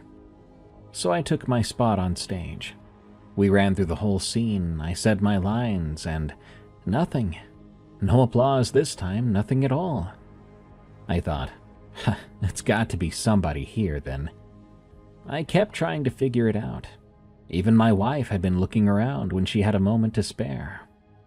Needless to say, the theater in South Carolina had just called my production manager, told him they had a week's worth of cancellations, and that we could come in just a week and a half instead of 3 weeks out. That's great news. He'd already been talking to them about boosting ticket sales, and he had sold out the first weekend before we even arrived. But that only put pressure on us. I knew my lines, I felt confident, but the perfectionist in me wanted to be absolutely spot on. So after rehearsal that day, I ran through the same motions. But this time I walked around the theater, up and down the aisles, checking the backstage. 2 actresses were talking in a dressing room. The production manager was in his office on the phone. And again, my wife had gone home. She was exhausted. I said, okay, there are only like 3 people here, so it has to be one of them. Well, I started rehearsing, and for the first half hour or so, there wasn't much. But there must have been something about that line, because when I got to my part and repeated that line and turned toward the audience and made my hand gestures, this time it was a full-on clapping, an applause with cheers and hurrahs. I looked at the sound booth. I walked right down there and jumped in. I ripped that power cord out from the sound panel, pushed the power button off and on several times. I was beside myself. "What the hell is going on?" I said. Then I said it louder. "If you don't want me to perform, then fine. At least have the courage to come out and tell me, because you're really freaking me out." I threw my hands up, almost threw my script. "That's it," I said. I got back on the stage and was ready to go home. "Okay," I said. "I just unplugged everything. Let's see if it happens again." Once more, I ran through that last scene. When I turned and yelled my line, I was met with what sounded like ear-deafening applause. Cheers, screams, whoops, and hollers. But there was nobody there. The speakers were up high. I know when sound is coming from speakers. And old speakers hum, or they buzz and they crackle. This sound did not do that. This was real. Too real. I turned, grabbed my script, and off I went, back to the hotel room. After that, I just stayed in the hotel room, practicing on my own. I didn't want to go back and practice by myself. You can call me a coward or whatnot, a scaredy cat, but it is what it is. I had my lines down, I knew what they were. Then it came, just 3 or 4 days later, the end when we were packing everything up and going to make our way down to the next theater and set up residence there and get prepped for that weekend show. Our stage manager said, "Okay, it's a dry run. Let's go. Beginning to end, full scenes, whole 9 yards." So we ran through it. And even after my famous line, there was nothing. But you know, the play wasn't over. And when it came down to it, and we took our final bow at the very end, an eruption of applause came, the whole shebang that I had experienced. Our production manager even turned, startled, and started to laugh hysterically. This took the tension off of all of us. His laughter was contagious, one of those guys who can make the whole room crack up to the point you nearly pee your pants. He was laughing and crying, gut-wrenching. He turned to us and said, "Whoever set that up, that is the most hilarious thing in the world. Trying to scare us by putting up a ghost applause. Way to go. I think we should do this at every show."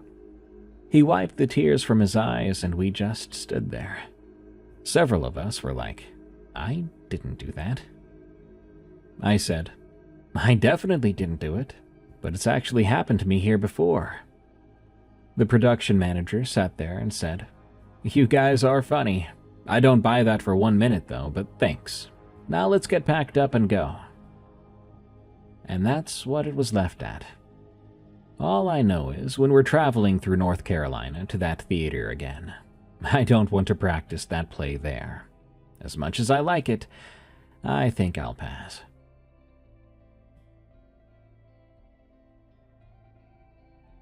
The Old Mayor, from Michigan Deputy. I had a conversation with a ghost on duty, and he actually was a really nice guy. I'm a sheriff's deputy on the west side of Michigan.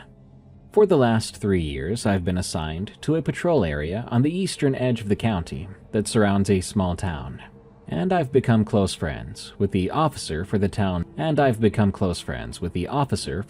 police department that works the same night shift as me. For obvious reasons, I won't be using real names of places or people involved in the story. I'll go by M myself, and my friend, the small town officer, is E, and our other coworker is D. E and I have had paranormal encounters on shift before. A couple of years ago, we were walking through an abandoned school when a chair moved right in front of us, with no one around. E has also had many other paranormal experiences, both at work and in his personal life, which range from being touched by a ghost to being screamed at by the local witch. As for D, he has a paralyzing story of his own that entails a demon haunting a cabin in the woods that his friend won the ownership to during a poker game. Personally, I saw the ghost of a little girl standing in my backyard when I was in high school, so it's fair to say we are no strangers to the paranormal. In order to understand this story, I need to give a little bit of background. The small town where E works is in the middle of nowhere, surrounded by cornfields and forest. It's the only semblance of a town for at least 15 miles, and the river runs right through its heart. In large part, the town still runs on the river, the same economy that brought people to the area almost 2 centuries ago. The police station is in the same building it's always been since the early 1900s. It's been renovated and modernized several times, but the bones of it are the same. The station is attached to Town Hall, the mayor's office, and the rest of the government administration space for the town. And according to E, the building is haunted by the ghost of the old mayor from the early 1900s. One day in early November, during a particularly slow, cold, and rainy shift, D got the bright idea to take his spirit box app to the town hall. D, E, and I discussed it and decided it would be a fun idea to see if we could make contact with the ghost of the old mayor. About 10:30 at night, we walked into the police station, and D turned on the app. We began to walk around, seeing what EMF readings we could find, going to the spots where the mayor had allegedly been seen in the past. At first, there was nothing crazy, just some normal EMF readings. No words came through, nothing indicated the mayor was present.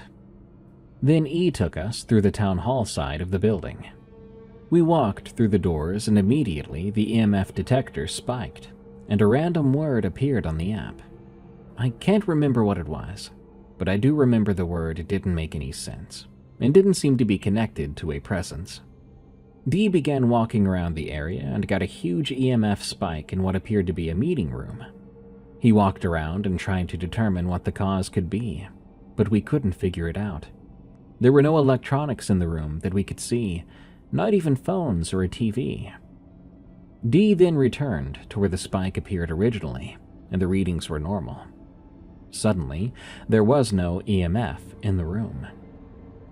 We walked around some more with nothing to show for it, as we decided to pick a spot and started talking about unrelated things. D left the app on and we completely forgot about it for 20 or so minutes. Then we heard a voice and realized it was the app. The word that appeared was move. We looked around, each of us confused, wondering if we had a bad reading of something that triggered the word. Then the word came again, along with a big EMF spike. The area where we had decided to stop and talk was behind the reception desk at the front of the town hall. This area is where the clerks would sit and speak through a plexiglass window to the town residents that came in for whatever business they needed to conduct. E was standing to my right, near one of the clerks' desks. D was by the employee door to the area, and I was leaning against the reception desk with that plexiglass window, my back turned to the entry area. To see if this was true interaction from a spirit, D asked who was speaking to us and who needed to move. There was silence for a few minutes. Then the app said, "Bracelet." Again confused, D asked who needed to move. The app said, "Cross." Then, "Move," again. D and E both looked at me, putting the pieces together, and said they were talking to me. I have a tattoo sleeve on my arm that has a big cross dead center, easily visible to anyone looking at me. And at this time I had my sleeves rolled up, so it was visible. I also wear a bracelet on my wrist every day, even while at work. We all were getting super excited, figuring this was actual contact from a spirit inside the building, and possibly the mayor himself. I did move, and I apologized, saying I wasn't trying to get in the way. We asked some more questions, but got no response. We moved out of the clerk's area and into the main entry area of the town hall. We kept asking questions and got more vague responses, with some EMF spikes that seemed to be moving randomly. I then asked if the spirit could tell us who they were. After a long pause, the app told us, "Michael." We said hello, asking Michael to tell us more about himself. Then, the strangest thing happened. I got this sudden urge to look around the space more closely. I began studying the walls and turned almost 180 degrees before my eyes locked on a plaque by the main doors to the town hall.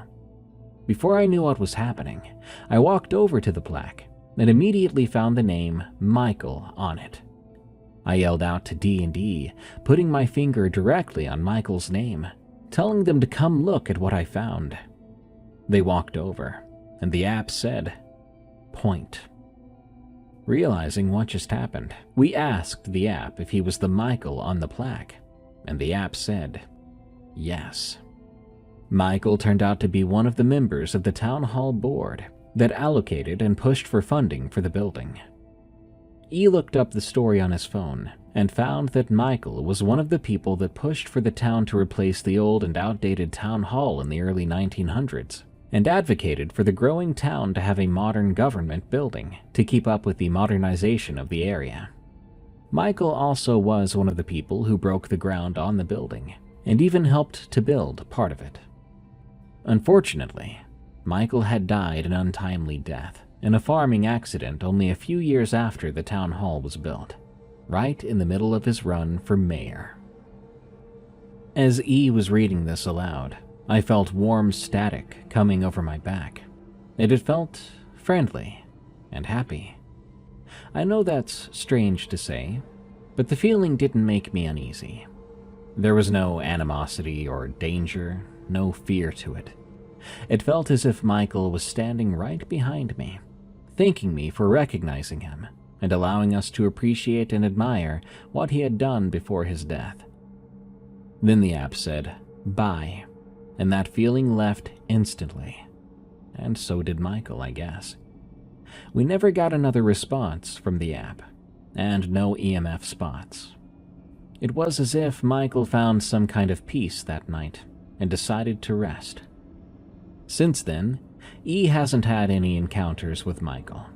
D is now working another area on another shift, so we haven't had the chance to go back and try this again.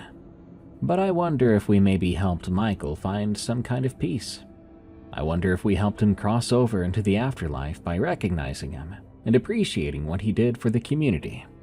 I'm sure someday E and I will get brave enough to download another Spirit Box app and try this again. And if we do, I'll document what happens here. But above all else, this experience helped me to understand what can keep a soul restless on Earth.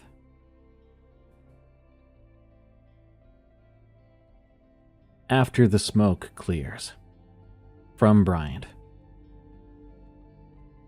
I was never one to care for people. I would never go out of my way to meet someone new or start a conversation. But there was one place I felt comfortable. In nature. That's the reason I wasted 4 years of my life to become a fire watch ranger. I won't be mentioning the name of the state park I worked for, so nobody goes trying to find what I found in those woods that summer. But we'll get there when the time comes. I'll try to explain a bit about fire watching. You sit in a tower with no internet, and you make sure nothing gets set on fire. A simple job, until people get involved. Well, people isn't the best word for what I saw in those woods. One thing different there than other parks was that 2 people were assigned to a single tower. My supervisor put me with Ash, a fitting name for someone who dealt with fires. We were polar opposites, though. I was a very outdoorsy person, and she was more of a hermit who barely left the tower. We never really talked, except for when we argued about the amount of stupid books she ordered every time we got a supply crate. They took up almost half of the crate. It was so annoying. We barely had enough food to last us to the next delivery. But one time, when we were arguing, I was pacing back and forth until I noticed one of the floorboards was very loose. I bent down and picked up the board, expecting it to just go straight through to another board. But it didn't. There was a compartment filled with about 8 journals, more so thin notebooks of about 100 pages each. Ash dropped down right beside me, flipping through one of them, and we realized they were from the last people stationed at this very watchtower. We spent 3 days reading those journals. 3 entire days. They were written by 2 people, but their names weren't in there. They all ended on a single day, 6 months before we got there. Both writers talked about a frequent rumbling shaking the tower. "Well, that's unsettling," Ash said, glancing at me. Nothing else happened for a while. It took about 6 weeks for us to start feeling what the journals mentioned. A slow rumbling coming from the west. It scared me, and that didn't happen often. Nothing else happened at first. It was one of the most boring things ever. But every so often you would hear that faint rumbling from the west. Ash decided to ignore it. No matter what she heard, she thought it was just some sort of earthquake, and tried to take her mind off of it. That's what I should have done. Instead, I went out to the west every so often, trying to see what was making the noise, trying to see if someone was out there doing something. But no matter how hard I looked, the west was always empty. There was a campsite here or there, but no one was really out there, except for 1 or 2 people who weren't doing anything suspicious. Then came the day the fire broke out. The main office said it was just some dry leaves. Some other people said it was set on purpose. It happened at a campsite, which is why people were speculating as much as they were. At the time, I believed it was just dry leaves and a spark. Maybe some idiots who didn't know how to put out a fire the right way. But after that, there was no more rumbling for about 3 weeks, until I heard something walking under the tower. Ash was out, trying to retrieve some supplies. I looked down through the hatch at one point, but I didn't see anything. I went all the way down to the ground to check things out. The dirt had been disturbed there. I looked closely. The tracks appeared to be a deer's, so I didn't have anything to worry about.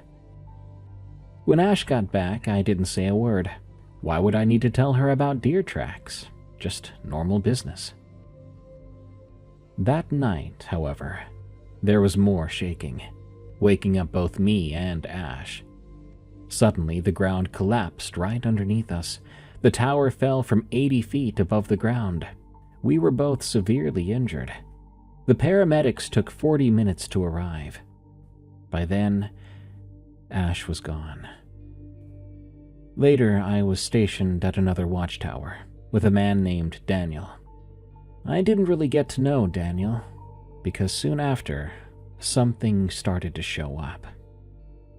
Something insanely tall, with long appendages. It was able to reach into the tower, breaking right through the glass. The next thing I knew, Daniel was gone. I have no idea what it was, or if it was even real. But if it wasn't, then how was Daniel dead? After 2 incidents of people dying around me, the authorities had me as a person of interest. But they had no real evidence, so all they did was reassign me to another tower, this time with a man named Jeremiah. I got close to Jeremiah over the next month and a half, getting to know him well before his end. Everything was easygoing for the longest time, until the final day. On that day, 4 of those things, the very things that had taken Daniel, surrounded the watchtower, 1 on each side. The glass broke. I heard things clawing in and reaching inside. Some of them were going for me. I jumped through the hatch, running 400 meters away from those monsters until I couldn't see them anymore. I ran and ran until I made it to my car, and I drove straight for a police station. It wasn't too far, thankfully, but it was too late. Jeremiah was not there when they got there, and now people were starting to call me crazy. They threw me out of the Firewatch program. I went home, went online, and used my ability to own firearms to order every single weapon I could get off Amazon that I could afford. And I'll be taking it all with me if I ever go back into those woods.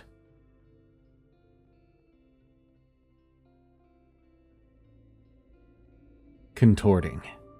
From What Do I Do for My Pen Name? The incident started happening 3 days before my birthday. On February 1st, I was at my McDonald's job. My shift was from 5 a.m. to 11 a.m. At 5:30, a guy walked in. I asked him what he wanted, and in a calm, raspy voice, he said, "1 cheeseburger with water." I put the order in and asked if he wanted fries or condiments. He said no, and I gave him his table number. As he walked away, I noticed 2 lumps under his jacket, like when a kid tucks his arm inside his shirt to stay warm. I watched him take 1 bite, put the burger down, and he made eye contact with me. Quickly, I looked away, but I could feel his stare for the next half hour. When I finally glanced over at him again, he was no longer there. But the burger stayed, sitting there half-eaten. The bite marks were jagged and uneven, like 2 mouths had torn into it at once. And the air smelled weird all of a sudden, like rust or blood. The guy came again the next day. Same time, same order, with that voice that sounded too dry to belong to a living man. But he was alive, pretty sure. I mean, he was breathing heavily through his nose, skin glistening like he was sweating. His jacket looked tighter that day, stretched around the shoulders. When he reached for the burger, the sleeve shifted. I saw movement underneath suddenly, something sliding like muscles fighting for space. "Do you work every morning?" he asked. His voice scraped like sandpaper but stayed calm. "Yeah," I said, trying to smile, "except Sundays." He nodded. When he picked up his burger, his sleeve shifted again, and I swear I saw another hand, holding the table steady as the other 2 ate. I dropped the rag I was holding. When he looked up, the extra hand was gone. He left half an hour later. When I cautiously went over to clean, the chair legs were bent backwards, like something heavy had been pressing down rather than just sitting in it. That night I dreamt about him standing behind the counter, ordering again, but this time when I handed him his food, the bag split open. Inside was raw meat, and the meat moved. What a horrible dream. On February 3rd, I came in early, hoping maybe I'd imagined all of it. But when I walked into the kitchen, the back freezer door was standing there wide open, and there were deep scratches on it. long and curved. I reported it, but I never got word about what the security footage showed, so I guess it didn't show anything of importance. Anyway, that's later on. Anyway, that day, he showed up at 5:30. This time, his coat was gone. This is going to sound insane, but trust me, because this is what I saw. The man had 4 arms, 2 normal ones, human ones. The other 2 were longer and thinner, almost insect-like, pale and veiny with twitching hands that never stood still. He wasn't trying to hide them anymore. I was wondering, was this some sort of mutation or deformity? He walked up to the counter, every step making a faint clicking noise. His upper hands rested on the counter, the lower ones dangling, twitching. "Same order?" I managed to ask. He smiled, teeth yellow and sharp. "You remember." When I handed him the bag, one of his lower arms brushed mine. The skin was cold and so dry, like the back of a long-dead lizard. He walked to the same table and tore the burger apart, not eating, just shredding it into tiny pieces. I hid in the back until my manager arrived. When we checked the lobby, the man was gone. All that remained was a mess of paper wrappers and handprints, 4 distinct handprints, pressed deep into the plastic tabletop. The next day I went in hoping he wouldn't show up. That day was my birthday. I was turning 19, so I went in praying he wouldn't show. But he did come. He wasn't walking this time. The man was crawling on all 4s, wearing shorts in 35-degree weather. He reached up, opened the door, and crawled inside. "Hello," he said cheerfully, like greeting a friend at a party. I froze, then ran. I bolted through the back door, jumped into my car, locked it, and floored it out of the lot. My gas light had been on since before work, but I didn't care. I had to get away.